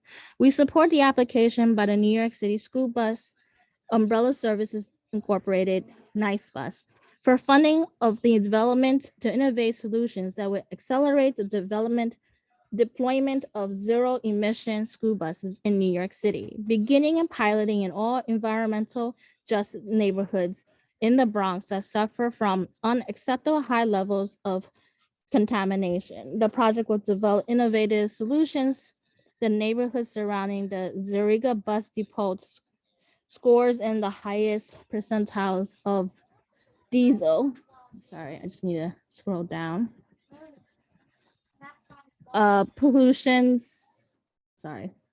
Diesel pollution, 99%, respiratory hazards, 96%, and cancer risk, 95% in the US, according to EPA. And the surrounding communities are primarily people of color experiencing high socioeconomic vulnerability, including 0.9994 out of 1 on the social vulnerable index. vulnerability index. The conversion of this depot to electric is particularly impactful. The fact that this project will establish a model that will enable the successful conversion of diesel school buses to zero emission electric buses elsewhere, multiple that impact the testing and the evaluation of charging vehicle infrastructure designs, equipment and software will make it that much faster for other districts to adopt the new technology. And the fact that options to provide vehicle to grid cost savings and battery backup power will also be evaluated, but the potential to significantly increase communities' resilience. As New York State strives to meet the 2040 zero emission goal, this project will speed up the reduction of greenhouse gases that contribute to climate change and poor air quality, providing a healthier future for our children. Assist community leaders to make decisions that will save tax dollars, provide job opportunities, training, and skill development for bus operators, mechanics, and fleet managers on the latest transportation technologies. These buses will benefit our children in reducing the amounts of noise, pollution, and toxic air contaminants that are exposed to. Almost done, apologize. The students from District 75 who work in apprenticeships in nice bus shops will learn about the new technology. We are excited that part of the training that the grant will fund will explain to families and children about their new buses by providing video and other instructional materials. A parent focus will continue as of nice bus bylaws, which will always include at least one parent on its board. Noisy, smelly buses are particularly problematic for children with acute sensory issues. The zero emission buses proposed through this project will provide a calmer beginning and end to the school day, which will carry over to the school and home environment, providing benefits beyond that of the ride itself. We are excited that this project will launch in one of our most disadvantaged neighborhoods and that it will accelerate deployment of this technology to other districts across the city. We look forward to using this model to advocate for electric school buses throughout our service area. I urge you to support this important project. And signed me as a chair of the Committee on Busing and the co-presidents of the Citywide Council for District 75. Thank you, Amy. I hope you had some water and go ahead and drink it. You deserve it. You've been tireless in this work and glad to support you. All right. So can I get a motion? Okay, so go ahead. Take your stuff off mute, I think. Yeah, you're on mute. Councilmember McSally, I just wanted to suggest instead of in the, I don't know, on the second page towards the bottom where it says, 1 second, where it says other districts adopt the new technology, we use the term boroughs only because technically for the state's purposes, we are one singular district. We have sub-districts basically like 1 through 32. We are one singular district in their mindset. So if you other boroughs, maybe that's a better phrase just for that one particular entry. What paragraph is it? We have time on the second. That's the paragraph right above the last one on the second page. That is time for this section. Okay. We're finishing up, Christy. We're finishing up. Amy, you got any issues with that? Celia, can you just repeat yourself? You were breaking up. I believe it's on the second page. Okay, the second page towards the bottom where it says the fact that this project will establish a model that will enable the successful conversion of diesel school buses to zero emission electric buses elsewhere. Yeah, elsewhere multiplies that impact. The testing and evaluation of charging infrastructure designs, equipment and software will make it that much faster for other, instead of districts, if we can say boroughs. That's the only question I was asking. I think that we can add the boroughs because to my understanding, this initiative is for, and I don't quote me on this if this is wrong, but I was told that this is for 30 buses, and they will be serving particularly for the District 75 community. So they are kind of launching this first for District 75, and then considering that other communities. I understand that, but 675 is in other boroughs as well. And the reason I'm asking for boroughs rather than districts is that the state considers this one singular district. So rather than have it be that, because I know geographically we've got 32 sub-districts. It's easier to say spread to other boroughs because right now it's only going to be in Bronx. So once it catches on there, hopefully it'll catch on in other boroughs. Would you suggest that we add other District 75 boroughs? No, District 75 is programming throughout the city. So it's a citywide district already. But I'm just saying to just instead of other districts, just boroughs, because if it's only in the Bronx, eventually it's going to go to Queens, Manhattan.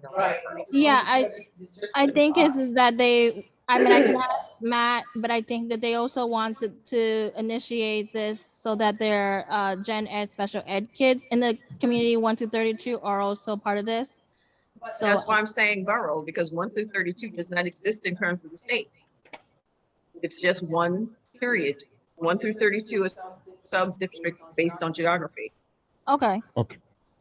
Well, All right. I just have to check with him and then I'll get back. Not a problem. Get back. Thank you, Celia. All right, so because we're running out of time, so what I want to do is look for a motion for the council support to adopt this letter with necessary changes, such that Amy, Mr. Lawrence, and I can sign and have the council's backing. So can I have a motion? Before we go there, can we just have a minute just to make sure that any council members have any like additions that they want to add on if they feel like they needs to be necessarily put on? I just wanted to make sure that because they need this letter actually tonight, so I want to make sure that it's appropriate and everyone is here in consent of this. Yeah, and I unfortunately with the time, we're gonna, that's why I'm saying with any necessary changes, because we're gonna have to take that offline because we got the rest of this meeting to take care of in a half hour's time. So that's the best I can do. I could ask for an adoption with necessary changes, whatever the necessary changes, we can take that offline. You guys can hash that out. That's the best I could do. Otherwise, I want to remove this totally. Because we gotta, so I got a motion out there, Amy. Let me see this through. Yeah, let me see this through, and that way we can keep it moving. So can I get a motion to adopt this letter with necessary changes that you got to take up with Amy tonight, such that the council supports Amy, Mr. Lawrence, and I signing this letter? I move that we adopt this letter pending necessary changes. Second that. Okay. I have to recognize a hand. So Celia, your hand is from before? There was additional comment? No. Okay. Celia, you put the motion and Patricia, you seconded? Yeah. Christy Angel, go ahead. Oh, I was just seconding. I'll lower my hand. Okay. So I'm just going to, any objections, and Amy, like I said, if there's any changes, you guys could talk offline, but I think the basis of this letter is clear and we can hammer out the specifics offline. So Celia, you're good with that? You guys can work it out? Any objections and any abstentions? Any other comments? Because we got to keep it moving. Going once, Going twice. All right, so let it be moved that this letter that Amy presented is adopted with any necessary changes that she'll take offline tonight, such that the council supports Amy, myself, and Mr. Lawrence signing with the council support. Thank you, Amy, for your hard work. All right. Woo, yeah. All right, so here we go. Half hour, let's make it happen. So we're going to the reports. Oh, is there any other motions? Any other motions? Going once, going twice. No, motions outside. There's always a section for other proposed motions.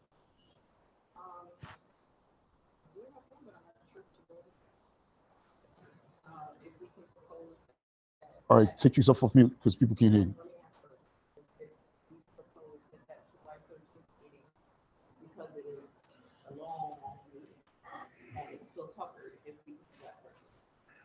Is there a motion? Celia's making a motion. Put it on, take yourself off mute, Celia. Okay, I wanted to make a motion that the July meeting for July 13th, which is my meeting, which is an annual business and account calendar, if that could also be virtual, only because we're covered by the suspension that up until. Well, it's automatically virtual because when we voted on it, it was going to be a virtual. Yeah, but when we voted on it, it was pending, depending on what was going to happen. At this point, All right. No, the state is virtual, and we only got that today. This virtual was, other than that, we would have had. Okay. So I make a motion that the meeting for the business calendar and annual Citywide Council for District 75 scheduled for July 13th, 2022. Can I get a second? Second. Any abstentions, any objections, any comments, any thoughts? Constance, you coming off of mute? Yeah, I'm just going to say, Mr. Spencer, since we are not taking a roll call, you have to keep track of what members are still on and who are not on. Okay? Yeah, I got it. We're maintaining quorum that the members are still present. Yeah, I got it. Okay? Because Yeah. we view non-votes from members who are supposed to be on the meeting. All right? I got it. I got it. All right, thank you. Thank you, Constance. Yeah, for the record, I see who's here, so I know where we're at in terms of. All right, So thank you, Constance. Any objections? Any abstentions? Any other comments? Going once, going twice. Okay, I see no hands. So let it be moved that our meeting on July 13th, the annual business and calendar meeting on July 13th, 2022, from 6 to 9 p.m. will be virtual. Thank you, Celia, for tying that knot. All right, so we're going to get into the reports. Unfortunately, our student member, I don't see her here. Celia, do you reckon? Do you see her? Yeah. All right. So we'll at this time, she can log in, but we got to keep it moving. Thank you, Lanaya Jennings, for your service. We appreciate that. Recognize that officially here. Okay. So going into council committees, we didn't have any really legislation or curriculum. There are committees, but there hasn't been. I just want to recognize that those are part of our council. Maybe that's something that we'll work on in the next school year, but there hasn't been any work on that, and we'll see if that changes in the next school year. So going into down the road, so bylaws. I'm going to start with bylaws. Constance, did you want to give any report other than what we've already said established for the 11th? No, the council has worked on the code of conduct. The committee, I'm sorry, has worked on a code of conduct as charged. I'm unable to view the document, and Ms. Green, we did, however, remove some sections of it from bullet point 6. We took out because it pertains to HR, the DOE employees. And 7 through 12, it was stated that that belonged either in standing rules, which is a separate document, or in roles and responsibilities of council members. So we would have to adopt standing rules. Okay, and that's Okay. why, Yes, we've been getting help from the parliamentarian, Ms. Blazier, who's also advised us as to the order of how our bylaws are presented has to be changed. So we can continue to work on it. thank you, Ms. Blazier. Thank you Yeah. for your help. Appreciate Yeah, that. but the whole Article 10 has been redone, and it will be sent out to the council members for presentation at the next meeting. Okay? Okay, so we can also vote on and get public comment and vote on it in August, become the official part. Outstanding work. Thank you so much. No, and I just want to thank council members who were in assistance. We had Ms. Green, Ms. Jewett, Ms. Angel. In the beginning, we had Ms. Jones as well, Mr. Morales, Ms. Husbands, and Ms. Montavon. All our council members have participated in different areas, and I want to thank Ms. Angel for all the work on the document that we're going to present at the public hearing. Okay. Thank you so much, Constance, and all of you guys. Appreciate that. And that's it for bylaws. So we're up to safety. Aisha and Joanne, go ahead.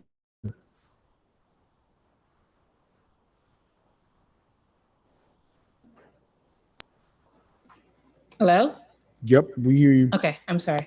Okay, so regarding safety, I just want to remind everyone that our last meeting is on YouTube. Miss Christy Angel was gracious enough to put it on the outreach page, and we will be able to view that at any time.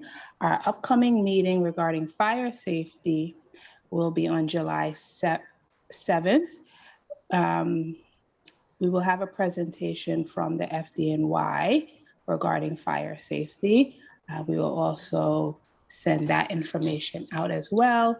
And we are looking to have presenters talk about safety protocols and prevention around wandering children, missing children, because I know that's a very big concern in our community and personally to me.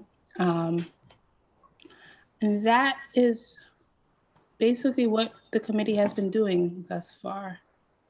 Yeah, that was a good presentation. The I'm sorry. one that's on YouTube, the one that was on YouTube for nutrition, that was great. It's also on all other social media, Twitter, all the social media platforms, right, Christy? Yes, it is on all social media, Facebook, Instagram, and Twitter. We're working on uploading the videos to our hub on the website as well. Nice Great, work, thank you. ladies. And did somebody else? Thought I heard somebody else. These ladies work. They fit it in their work schedules. Aisha and Joanne, and so I recognize that and I appreciate that. So thank you so much. That's it, right? Before we go to transition. Correct. We're good. Okay. Thanks, you. Aisha. Yep, July 7th, folks. Look out for that. And there's something else I want to add to that, but I'll wait to the president's report, co-president's report. All right, so transition. Go ahead, Christy M. Okay, I just recently worked on the transition report for our annual report. And I'm looking to do probably another presentation on self-direction in collaboration with our outreach committee, since at our meeting that we had on the 21st, our event, there seemed to be a lot of parents who asked for that again. So I'm gonna work with the outreach committee to set something up. Thinking maybe July would be a good month to do that. Not sure if anybody has any feedback for a date they would prefer for that. Okay. I would say after the 13th. Yeah, Yeah. Mm-hmm. And then you gotta, check with vacation schedules and depending. Mm-hmm. Anything else, Christy? that's it. Thank you so much. Appreciate that. Capacity and utilization. So we got Amy and Celia. Let me start off actually just Christy M and I were at the joint public hearing for Staten Island on June 6th. That went well. The new elementary school out there. PEP's going to vote on that on Wednesday. Hopefully that'll pass with flying colors. So just wanted to start that off. Amy, Celia, anything else you want to add? Capacity and utilization. Also, I gotta also start off, sorry, because K203 was also in a new D75 section through my daughter's school. I toured that today. So they're gearing up and welcoming us in. So that's a success as well. So let me get off. Go ahead. Sorry. Okay. So yeah. All right.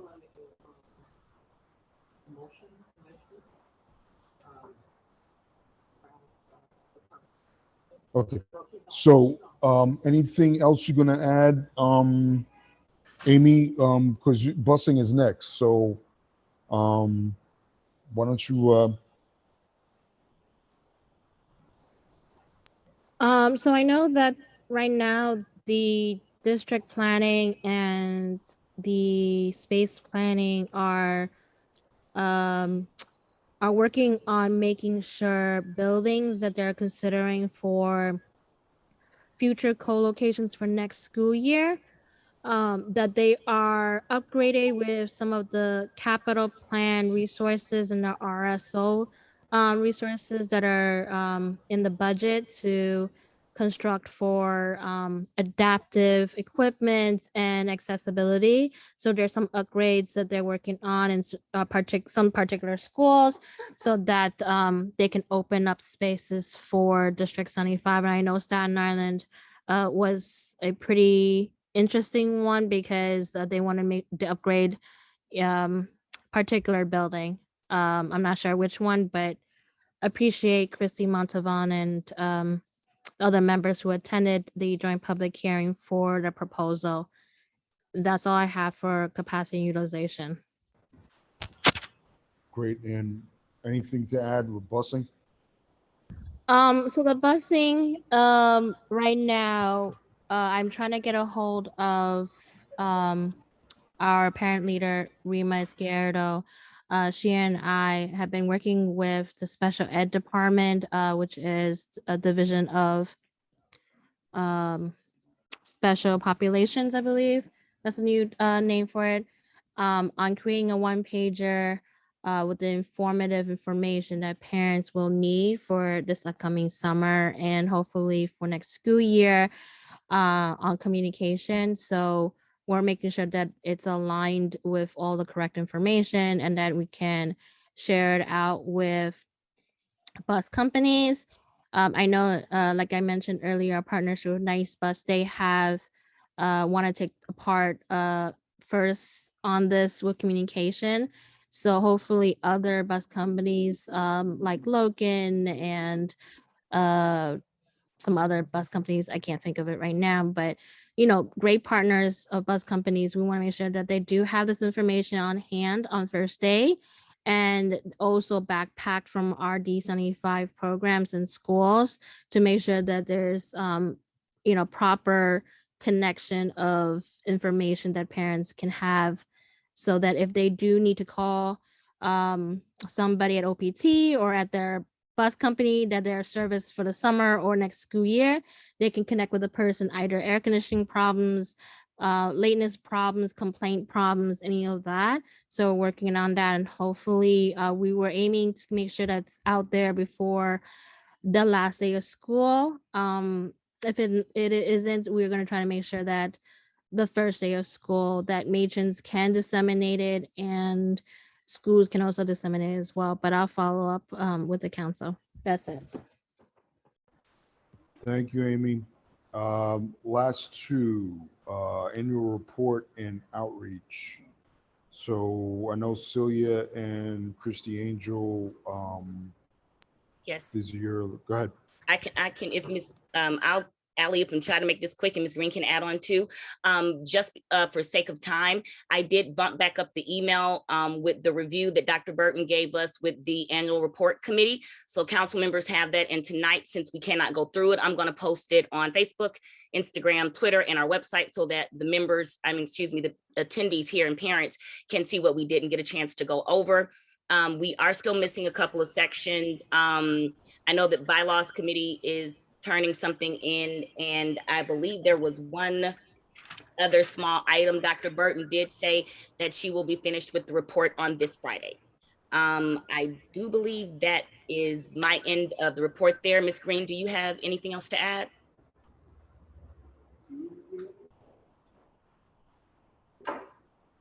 In the interest of time right now, no. However, I am really pleased that the rate at which our writer was able to do her turnaround. She had a very short period of time and has done miraculous things. So yes, thank you. Thank you to Ms. Amy. A lot of heavy lifting for this committee. So thank you, Ms. Christie. Yeah, thank you, Christy. Anytime, more than welcome. Yeah, anything to add outreach treasurer or treasurer report wise? Yes, for outreach, just really quickly, we are creating a vendor list. We're extending our listserv. We are working on going live. Right now, we have to reach out to a DOE admin because we have our hands locked a little bit in regard to being able to do some things on our Zoom. We are in the process of downloading videos to have them hosted on the hub on our website. And we are creating legacy folders so that we can onboard new members, and a creation of a partner list so that if any committees or people that contact us need assistance with different partners, they know who to contact, what to do, etc. The budget, quickly, we do we want to pull that up on the screen or just run through it? Just run through it. Okay, so the only point that I wanted to make with the budget, our P card does close on the 17th. We do currently have $1,362.77 left over. My option that I wanted to put out there, since it's a possibility for us to get these purchases on tomorrow, is, oh, actually, I need to share this really quickly. Yikes. We have basically the information that we would need to get in regard to our electronic things for our meetings, like the owls or the microphones or the tripods, things of that nature. Let me see if I can pull this up. I really hate to, hold on one second. I'll make this really quick. Okay, so this right here, electronic needs for hybrid meetings. So we only have $1,362.77. What I'm requesting of the council is that we send this list, we agree to this list so that we can use the monies that are left over so that we don't lose them in the budget, P-card allowing. So it would be an external webcam. We have two prices from Staples and Target, the tripod, a USB extension cord, a projector with built-in speakers, an external speaker, and these are what the options would look like. And all of this, I didn't tally it all completely, but it doesn't reach up more than $200 for one and about $400 for the other, which the lowest bid is what would be taken. So that would be able to take a little bit of funding and it would help us out for our meetings moving forward. Additionally, I would like to offer if we could repeat the order that we agreed on from February, and that was for laser paper, retractable pens, Polar Springs water, Lexmark ink, yellow, black, magenta, cyan, and that would total up to $549.13 again. if we are approved for that, that would free up a little bit of our budget for next year so that we do not have to buy those items again so quickly. And this is, Yeah, also we don't lose the money. Correct, yes. So that would be the $549 for the same items that Ramona needed before that we voted on with the council. Again, that's laser paper, retractable pens, Polar Spring Waters, and yellow, black, magenta, and cyan for, cyan, excuse me, for the Lexmark ink that we do need for our printer. And we will be printing up a lot of different things. So I think that that would be a good start. Yes, Mr. Siadu?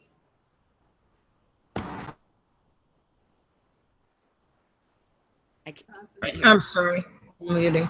Would these items all come off the P card budget? Yes, everything will come That's all out. I want to understand. Okay, all of it's coming off of the money's left over on the P card, correct? Yes. Okay. Yes. Yeah, wanted to make that clear. Thank you. We would still be ending up probably with about 600 or so left on the card that we.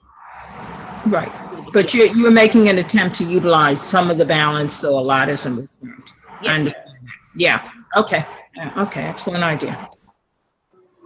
So I'd like to put up a motion to where we can repurchase the supplies from the mentioned with the laser paper, retractable pens, Poland spring water, et cetera, and for the electronics for the hybrid meetings moving forward.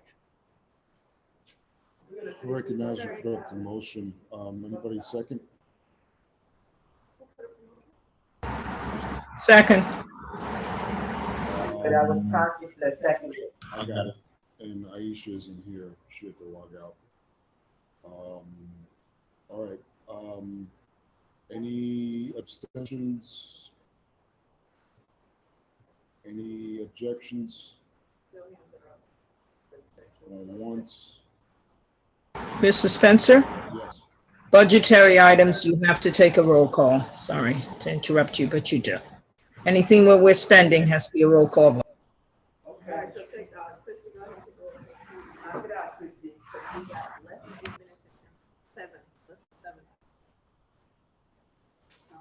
Don't worry, I'm back to you right now. Okay, I'm doing the roll call vote now to repurchase previous supplies that were submitted by Ramona. To use the P card money to purchase previous supplies and said items. Miss Amy Ming Tsai? I have a question. That's why I'm raising my hand. Oh, okay.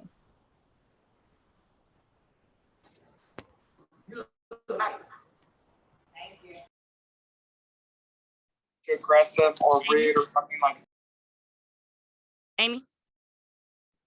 So I have a question in regards to technology. To my understanding, it's under FAMIS, not under the P card that can be made purchase. And that deadline's already passed. I don't know if anybody can get the clarification. Ms. Tsai, you're absolutely correct, but I would assume that Ms. Angel and Ms. Garcia had cleared this through the SGO prior to the presentation, if it's possible to be done. Right, that's what I was saying earlier, that these are items that we're attempting to get if Ramona can clear them with the P card unit. If we can't, then we would have to hold these items until we add them to the next budget. Right, so this is just a vote in case you can get them through the P card, right? Ms. Tsai may be correct, you may not be able to get them, but with the changes that are coming in, even in the SGOs, let's see, it's worth an attempt. Okay. That's right. Good faith effort. In the interest of time, because we have exactly 5 minutes to clear out of this building for the people who are here for the. Can I ask if the SGO is here? No. The SGO is not here. I see Kamal's name. That's what Oh, you mean on the line, on the line? Yes. While we're waiting for that, do we want to go over this resolution that we? Can we either need to do the roll call vote, or we need to table the rest of the agenda because we are being put out at this, you're gonna lose quorum.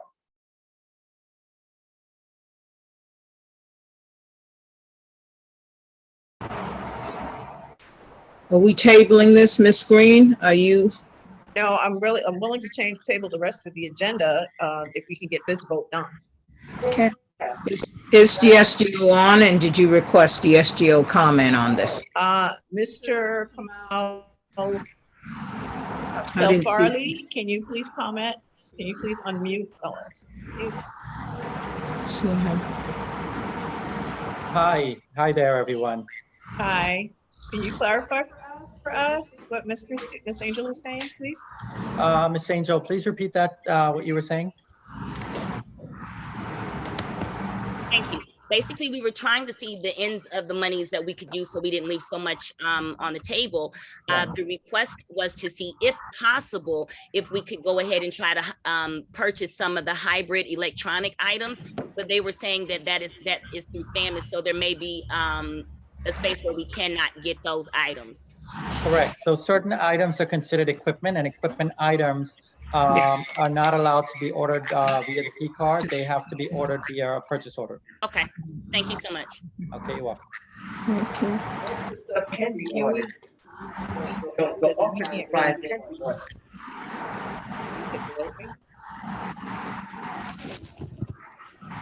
Okay, all right, no problem. Go ahead, Craig. Hold on, I'm switching devices. You guys hear me? Chairman, I have a quick question. Go ahead, Christy. With us not reading the resolution today, how does that affect us having the town hall? Are we going to take a meeting, or what will we be doing with that? We can probably have a special meeting to continue whatever else was on the agenda. And I mean, I'm gonna keep this open. He's gonna be on the street, on the sidewalk. Yeah, I'm gonna keep it moving. All right, can I make?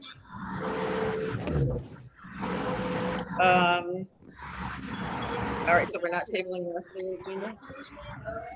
We're still in the middle of a vote. All right, so we gotta vote. we can't vote. You just said we can't Oh, we vote. can't vote? Well, we can't vote on the electronics, but we can vote on the office supplies. Yes. All right, so let's vote on the office supplies. Christy, can you just make the motion so somebody can second it? I move that we purchase the office supplies as Ramona has listed prior in February: laser paper, retractable pens, Poland spring waters, and Lexmark ink for a total of $549.13. I second her motion. His name is Green. Is there anyone opposed? Any council member that is opposed? Miss Green, you have to have roll call, I'm sorry.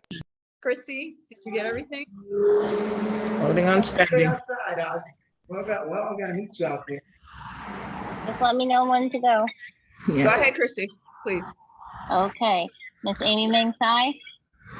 Yes. Mr. Craig Spencer? Yes. Yes. Miss Christy Angel? Yes. Miss Christy Montavon? Yes. Mr. Angel Morales? Especially consider what Amy's brought up and anything that's going on. Mr. Angel Morales?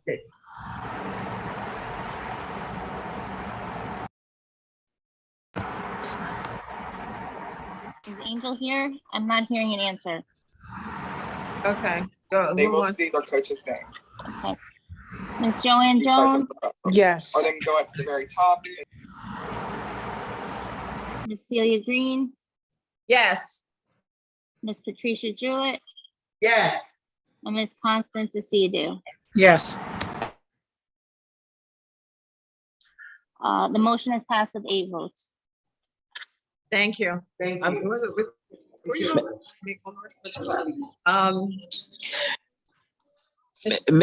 Mr. Spencer, this is Mr. Lawrence. I jumped back on. I got the Sasha just informed me you guys could stay 15 more minutes to take care of in some more business.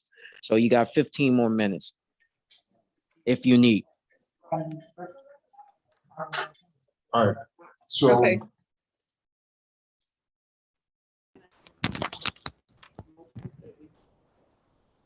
What I want to do is, I want to give, Christy Angel the opportunity to read that document? no, we have members from the district that's been waiting.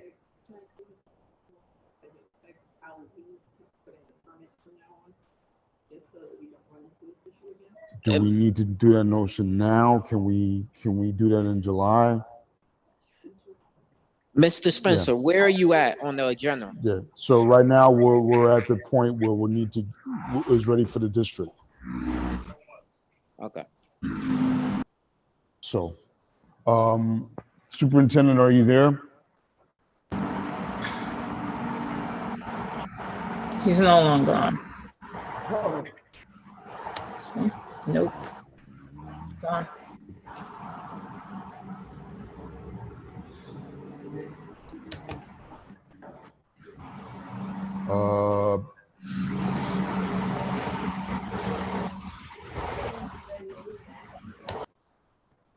So with the superintendent out here, any of the deputy superintendents want to speak at this time?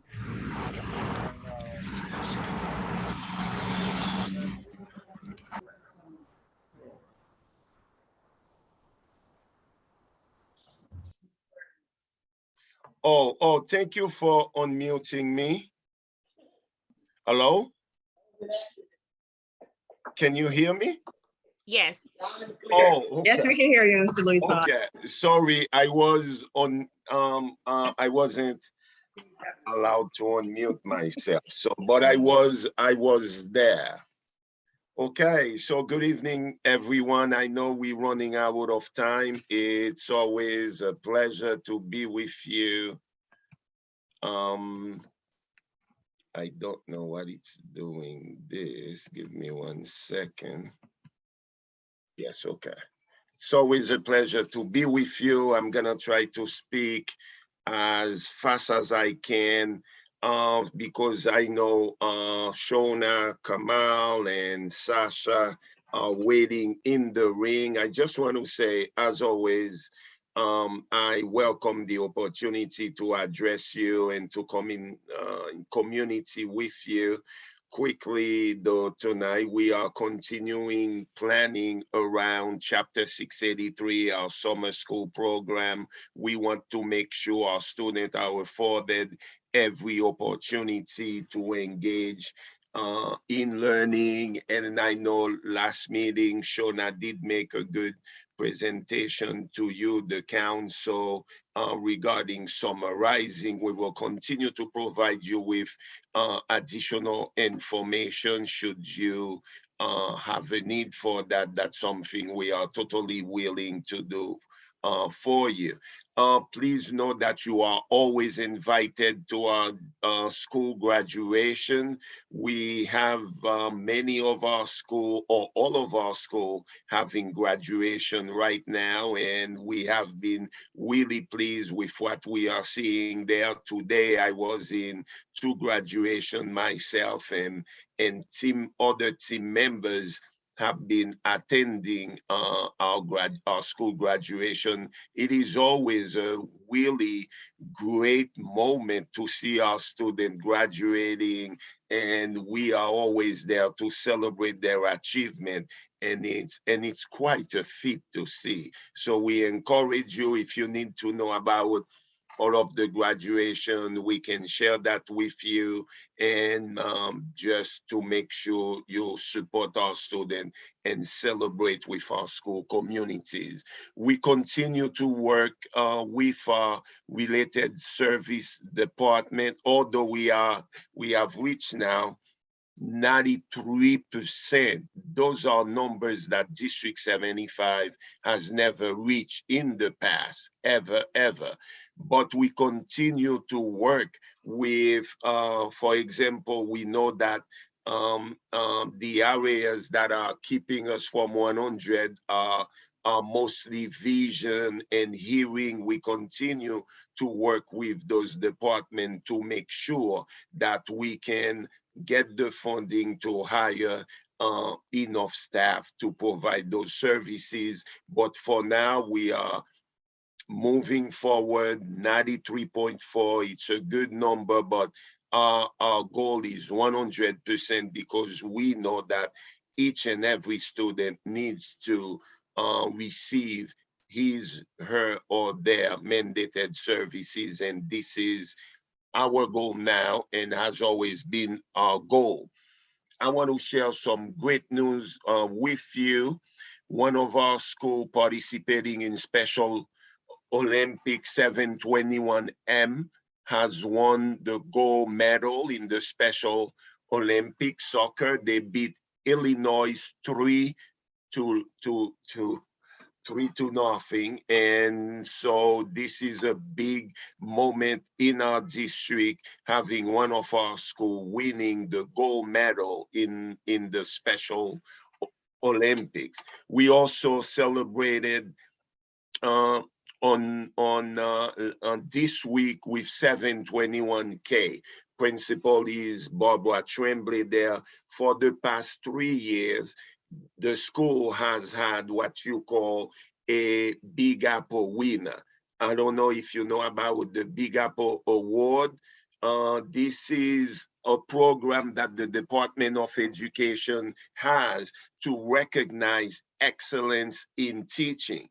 And I am proud to report to you that for the past, I believe, 4 to 5 years, District 75 has had 1 to 2 Big Apple winners. There are many districts across New York City that never had one. Consistently, for the past 4 or 5 years, we have had a Big Apple award winner. That means we continue to work with our teaching staff to make sure they are provided with appropriate professional development to help them improve their craft so they can in return support our students. This is something to be very proud of, and you as members of our district to know that we have had that big recognition for the past 4 years when many other districts never had one is a great thing. And then I know in the past, Chancellor Carranza has been visiting us to present those awards to those teachers. You know, they bring the press office with them. It's really a very big deal. If you get a chance, you can reach out to the school 721K Principal Barbara Tremblay. I am sure the whole community would be very happy. I don't want to monopolize the time tonight. I know we are really short with time. I would like to transition now to Shona and Kamal, and also Sasha to share more updates and remarks with you. So thank you for having us.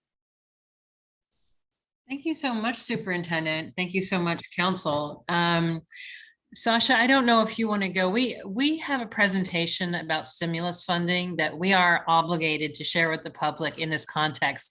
Only going to take a couple of minutes, and I think if it's all right, I'll just ask Kamal to do this, and then we'll share the PowerPoint with you afterwards. But there's this sort of like weird obligation that we have to do this in this forum. So I'm going to cede all of my time to Kamal. Shona, it's fine. I concede my time. I can always email the council. All right, thank you. Thank you. I appreciate it. All right, you're up. Come on. Okay, thank you. I'm going to try to share my screen here. And oh, it says share. Great. And let's go straight to this screen. Okay, all right. So I am at the bottom. I'll go right up to the top. All right, so my name is Kamal Salfali. I'm the director of, am I sharing? Can you guys see me? Okay. Yes. Okay, great. Okay, great. Because I wasn't, all right. Okay, so I'll start. So this presentation is basically information about 2 types of funding that are provided to our District 75 schools. We have multiple types of funding, but we're discussing 2 today. At the end, we'll be able to, I'll give you a site where you can submit comments, questions, or even access to PowerPoint. Okay, it's stimulus funding. All right, stimulus funding for education. DOE's school year 2022-2023 budget includes $1.8 billion of stimulus funding, primarily from the following two resource streams, right? Funding resource streams. Coronavirus response and relief supplemental appropriations act. That is what CRRSA represents, and we'll refer to CRRSA moving forward. It basically started December 2020. DOE received a total of $2 billion of SRSA, which can support activities from fiscal year 2021-2022, which is this current school year, through September 2023. American Rescue Plan Act, that's called ARPA, and I'll refer to ARPA moving forward, enacted March 2021. 20% of ARPA funding must be used to address learning loss, defined as the academic impact of lost instructional time, and with a focus on high-need students. DOE received a total of $8.4 billion from ARPA, which can support activities from 2021 through 2024. As part of the executive budget in April, Mayor Adams and Chancellor Banks announced their plan for stimulus funding. Major new initiatives directly supporting school budgets in the 2022-2023 school year include $176 million in additional funding on top of the existing $60 million investments to support summer rising. The city expanded summer program that will connect 110,000 elementary and middle school students to fund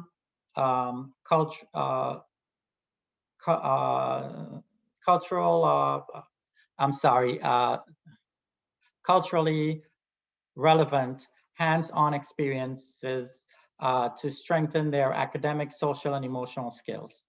Summarizing also provides programs to the 100,000 high school students participating in a variety of different activities, including summer youth employment opportunities.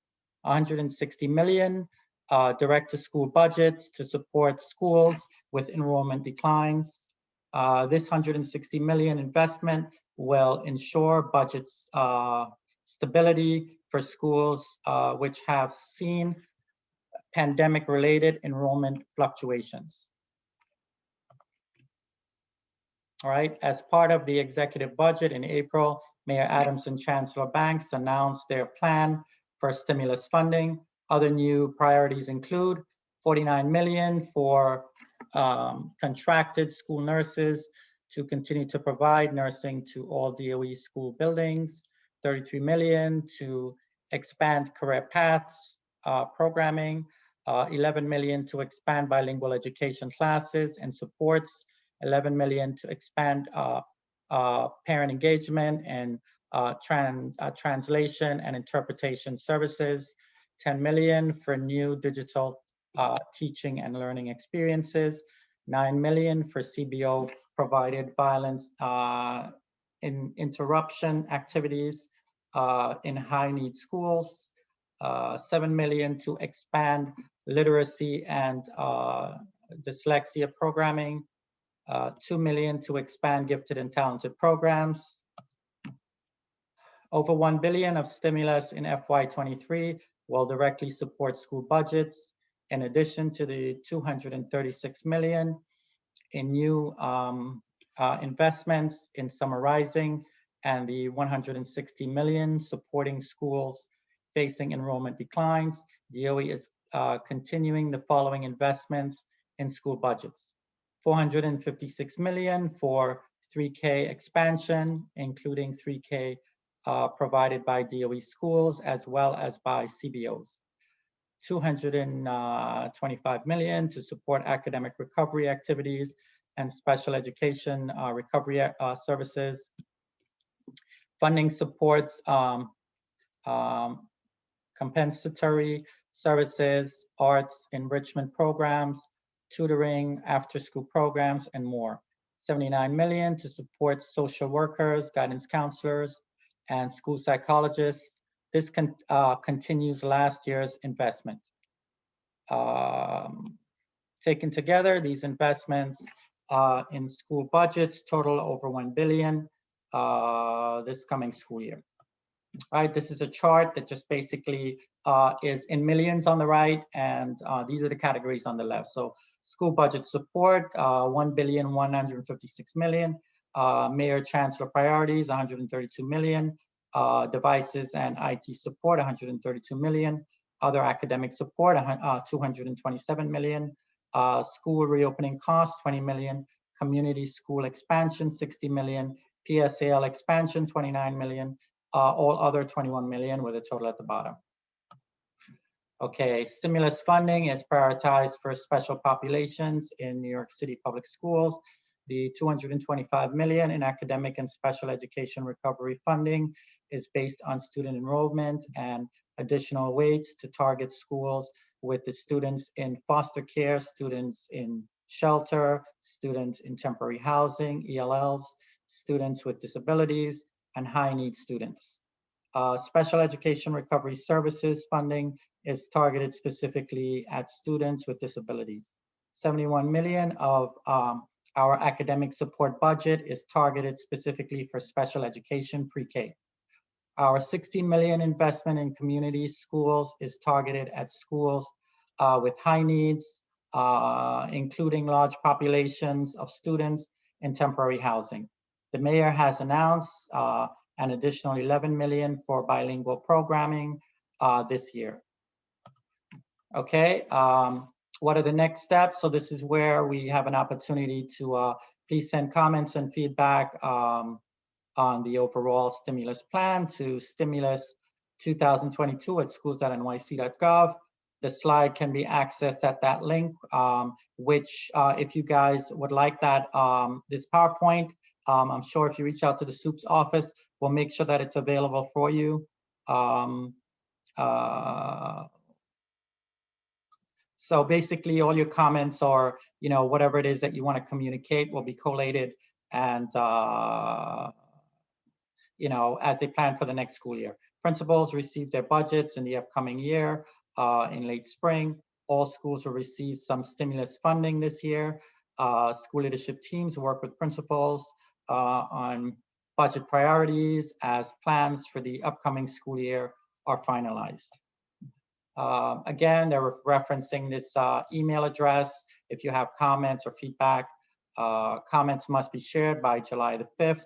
Remember, principals receive budgets for the upcoming school year late spring and are thinking about what to do with next year's budgets right now.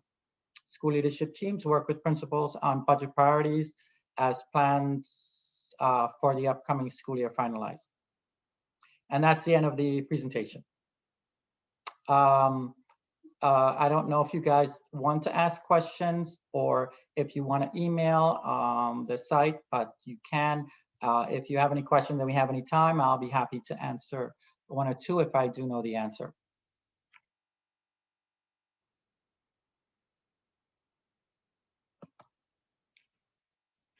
Okay, so that's the end of the presentation.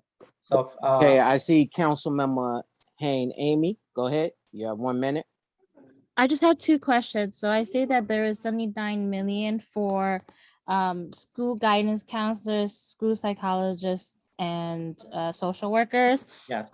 And particularly with students with disabilities, we're talking about related service providers, and due to the shortage that we have and other staff like paraprofessionals, is there a dedicated allocation for money for principals to have to hire of these professionals? They're Yes, not in this slide. My second is the allocation amount for the recovery service, if they're going to continue recovery services for next year, because to understand it, there is the last, I think next year is like the deadline for the stimulus funding, which is, I don't know, 3 billion, I think, but towards recovery service. So those are my two questions. Thank you, Kamal. Okay, so question number one, the answer is that we have multiple different types of funding for paras and school staff positions. These two fundings we are referring to are ARPA funds, which are usually used to for supplemental services above and beyond the regular services that schools are funded for. And so we have those the ARPA funds for that, and the SRSA funds to support schools with these additional supports. All right. Your second question, I believe, hopefully what I just said answers your second question as well. Does it? If not, can you just repeat the second part again? Oh, if there is a proposal for the usage of recovery service funds on the stimulus, I don't see one. I don't know if that's going to continue for next year because not all of our kids got the recovery service this year. So wondering if there's remaining money. So you know what? Definitely email them to ask that question. What was on the PowerPoint is all the information we were provided with. So I don't know for sure if, let's say, that means that program will end or not. And so certainly definitely reach out to them for that one. I don't know the answer to that one. Thank you, Kamal. Okay, you're welcome. Any other questions, or if not, I will definitely make sure that the superintendent's office has the PowerPoint and the link to that they can share with you if you need to access the PowerPoint, and certainly the email address if you forgot the email address, and stimulus 2022 at schools.nyc.gov. I believe that's it. All right, thank you so much again. Everyone have a wonderful evening. I will pass it back to Sasha in case Sasha wants to say anything, or if the soup wants to close.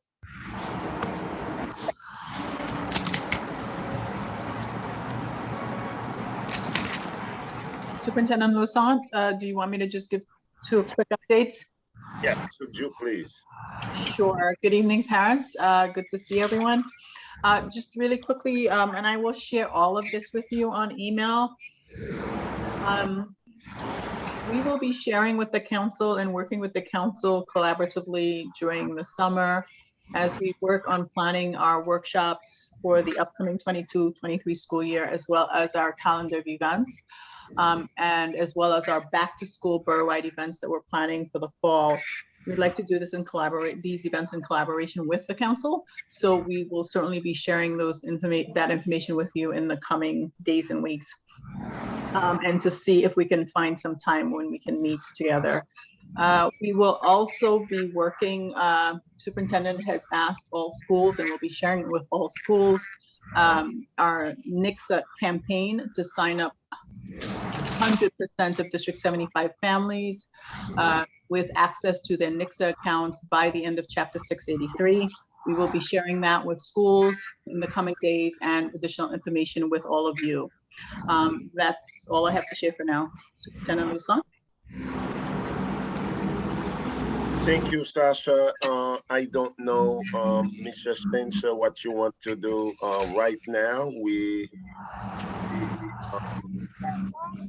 Yes, Superintendent, how are you? The line is open, so we haven't had any chance for public comment, so we're obligated to do that. So we're, Mr. Lawrence, thank goodness he stepped in and kept the meeting open. So why don't we just leave open for parents to have public comment? That'd be my feedback. Okay. I agree. I just want to also recognize our Superintendent Lasson for stepping up and going into his own pocket, buying shirts for the council for the event. So, Superintendent, we thank you for going into your pocket, buying the shirts for our Family Day event. Most superintendent would not do that. So, thank you. Thank you, Superintendent.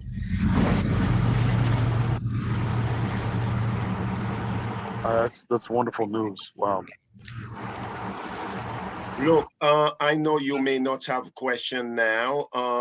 As you know, we are always open to collaborate with the council. I think I would have so many councils across New York City. We do entertain a good relationship among ourselves. Look, I always say to you and that we are not perfect people, right? And I know there are many things personally I don't do well, I need to do better, but it's, I can say that for each and every one of us here. But I think we need to continue to learn from each other. And if faith, God, or whatever decide to keep us together in this space or where we are, then we need to continue to do this road together. It's never about one person, a one-man show or a one-woman show. I think the best way we can continue this road is together, holding each other's accountable and doing whatever we can do in our own capacity to support the district. This is a district that was good, but with your support, we have made it better.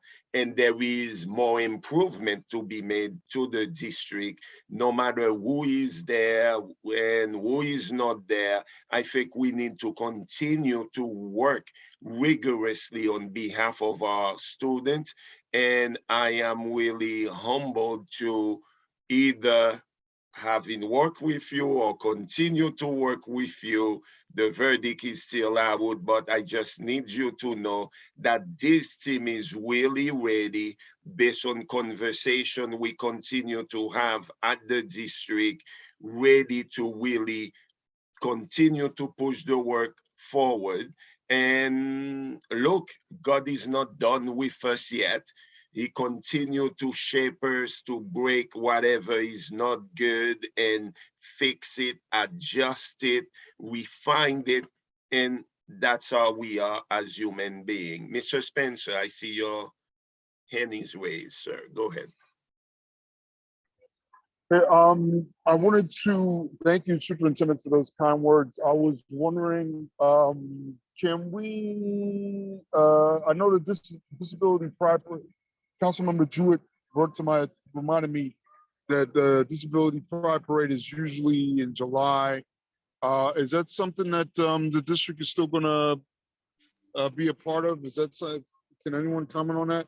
Absolutely. In fact, last night, we were at Tweed, right? I believe in the evening, and co-president Lawrence was there as well. We were really celebrating the student artwork regarding the disability parade. This is something we absolutely want to be a part of. This is something, you know, we have proudly participated in, as you know, all of you here, and this is something we intend to participate again in. We will have our t-shirt ready. We will have everything we can do, we will do. We hope that the parade will indeed take place, because listen, you know, a lot of things have changed. So let's hope we will be able to hold the parade. Superintendent, Rebecca announced last night that it's not going to be in July, it's going to be in September. Right? Yeah, September. Yes. Since I September. didn't have the exact date. It's September the 3rd, somewhere in the middle of September. Yes. Okay. Then we will have more time to prepare then and to enhance our participation. I'm speaking fast because I know Solange is there downstairs. I don't know her plans, so she's been gracious with us. So please continue to engage with us, email, text. Sasha and her team is always there, and ourselves as well.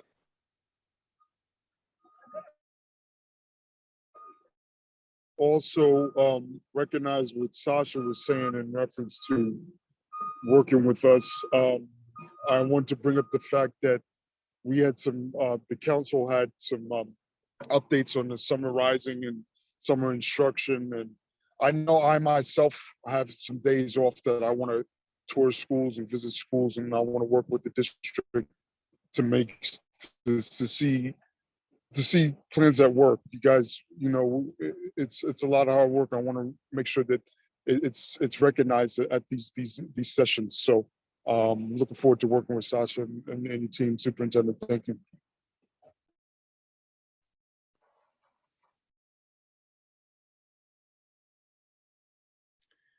So thank you, everyone. We wish you guys the Mr. very best. Spencer, Happy are you? Father's Day to all the fathers here and everyone playing a father's role. Thank you, Superintendent. Mr. Spencer, are you taking public comments? Yes, sir. Yeah, we'll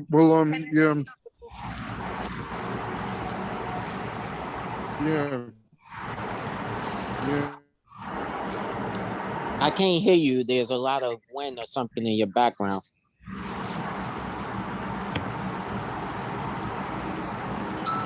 So to the public, are there any comments or anybody wish to say anything? Please raise your hand so we could unmute you. Also want to, Mr. Lawrence, I want to recognize Andrea Daniels if she wants to chime in anything as the President's Council. Yeah, okay. So Miss Andrea, I'm gonna unmute you. Go ahead if you got any update for President Council. Hi, good evening, everyone. This is Andrea Daniels, the President of President's Council. So one of the updates is tomorrow is the President Council elections at 10 a.m. in the morning virtually. We're going to be hosting the President's Council elections and DOT elections tomorrow. So that's the main update I have. Thank you.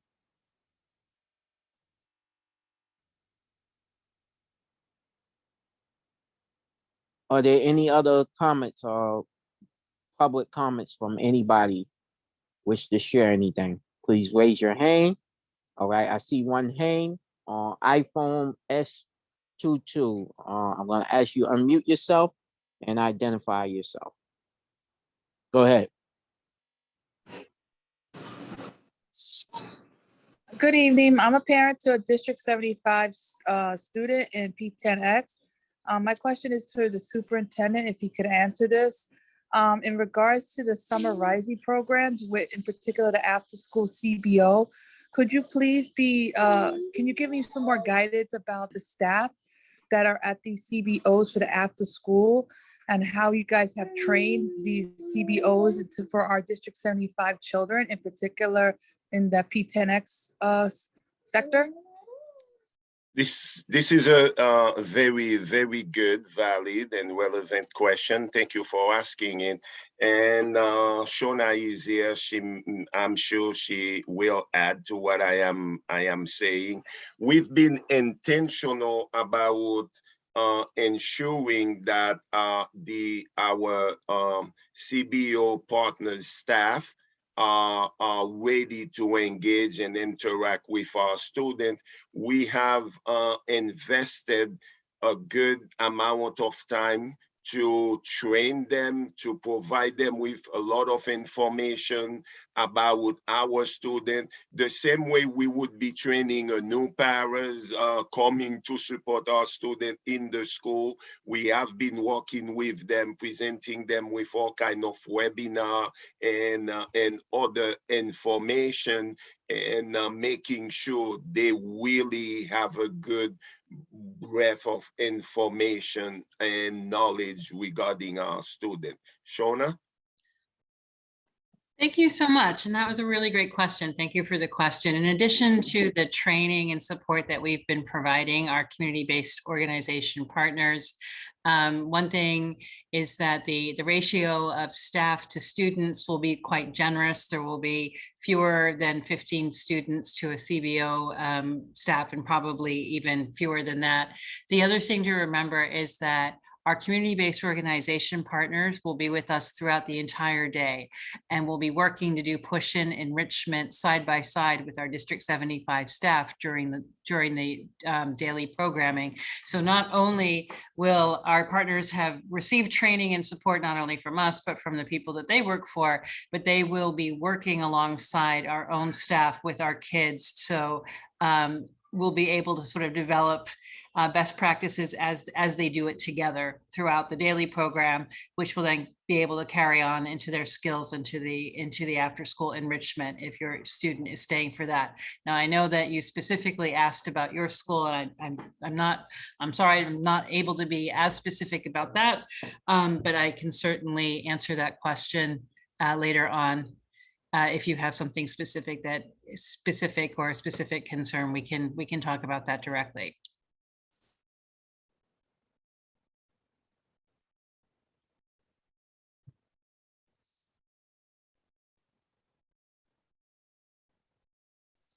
Thank you both. Are there any other questions from anybody else?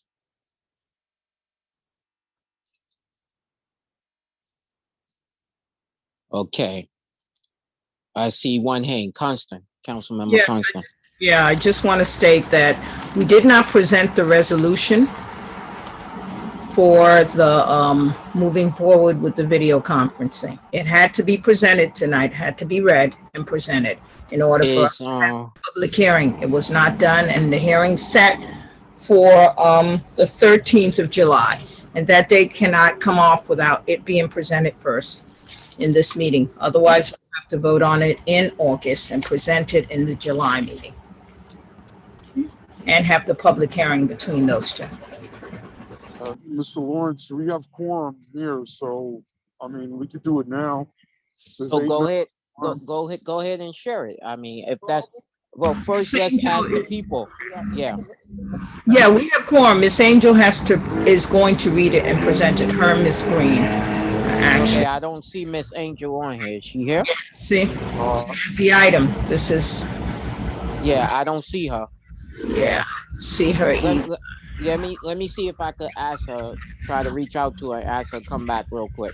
Also ask if Miss Green has the item and she can read it as well. Because she's still on. Miss Green, do you have the item? I actually have the item, but I'm actually on the street at this point. Me and Mr. Spencer head towards the subway. So all right. is it possible, and I'm asking, that we can do an emergency meeting not an emergency, it's a special meeting, just to clear whatever else was left on the table on the agenda, and to present to specifically work on the resolution, having the resolution presented to us as a council. It is possible, as long as you state that special meeting is to finish the calendar meeting for today, to clear the agenda. Okay, I move that we have a special meeting to clear the rest of the agenda items for the calendar meeting for today, and to present and review the resolution by Ms. Angel for hybrid and in-person meetings. Okay, can I get a second to that motion? Second. Okay, it was properly moved first by Ms. Green, second by Ms. Constant. Question, debates. What day we're looking at, you want to do? We can discuss all that offline. Yeah, we could just, yeah. We can discuss all that offline. You just put on the motion, date to be agreed upon by council, Date to be determined by council. Council, right, and we can send it out. Okay. All right. Yeah. So you heard the motion coming from Ms. Green, second by Constant. Debate, any questions? Okay, hearing none, could I get a roll call vote?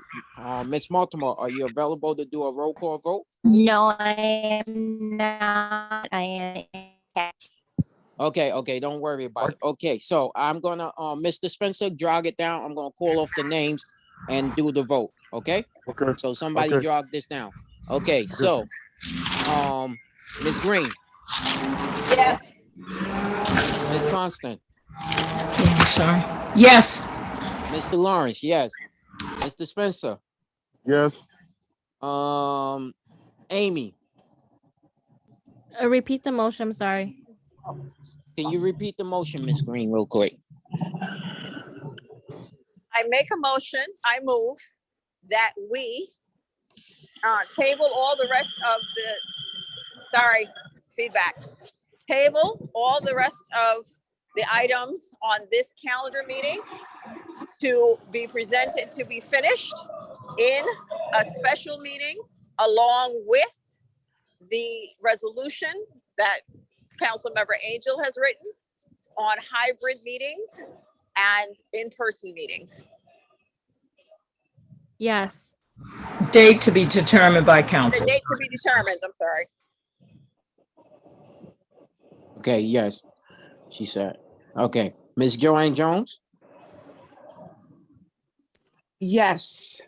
Mr. Angel, Yes. thank you. Ms. Baltimore, if you could just drop in the chat. I saw Ms. Jewett, she said yes. Okay, I heard a yes. Okay, so we have, Let's get out of this. It's like 9, I think. we have, The only people yeah, missing is we have 9. Yeah, we have 10. We have 10 and yes, no extension. Motion passed. So we will be in contact through email with dates and time, and we will make this meeting happen sooner than later. Okay, is there anything else before I ask for a motion to adjourn? Can I ask for one more thing? Go ahead. I am asking that we restructure how we put in our permits. When I was on CCHS, I used to run into this issue too. And we changed the way we submit the permits and it worked out. Can we submit for at least a half an hour before we're supposed to be there? So in other words, if the meeting is to start at 6, we would have the permit set from 5:30 on at least an hour after we're supposed to be finished, because usually we finish by 9, so that the permit ends at 10. This way, it covers the 2 people that have to be there in order for us to be in person, which is security, the safety person, and the custodian. And then that does not come out of the council's budget if it's put in the right way. Okay, we could follow up with that. Okay. Okay. We follow up with that. Okay. Thank you. No problem. All right. Anything else before I ask for a motion to adjourn? There's just some hands raised. I don't know. No, I think those hands was from before. Yeah, they are. Yeah. If I'm one, it's from before. When is the next meeting? Apologize, I didn't hear it earlier. We're gonna let you guys know through email on when's the special meeting gonna be. We're gonna send some dates out. So watch your email. And then after that is the hearing on the 11th, and then our annual business and calendar on the 13th. All right. So with that being said, I'm gonna ask for a motion to adjourn this meeting at this time. I move that we adjourn this meeting. I second. Okay, it was moved first by Ms. Green, second by That's Amy. correct. Any on debation? Any abstention? Seeing none, hearing none. Have a good night. Thank you, everybody. Be safe. Happy Get home Father's safe. Day. Happy Father's Day to all of you, and be well. Thank you, Mr. Good night, Lawrence. everybody. Good night, everybody. Good night. Good night, Thanks, Superintendent. everybody. Take care. Good night. Thanks, all of you. Be safe. Go home.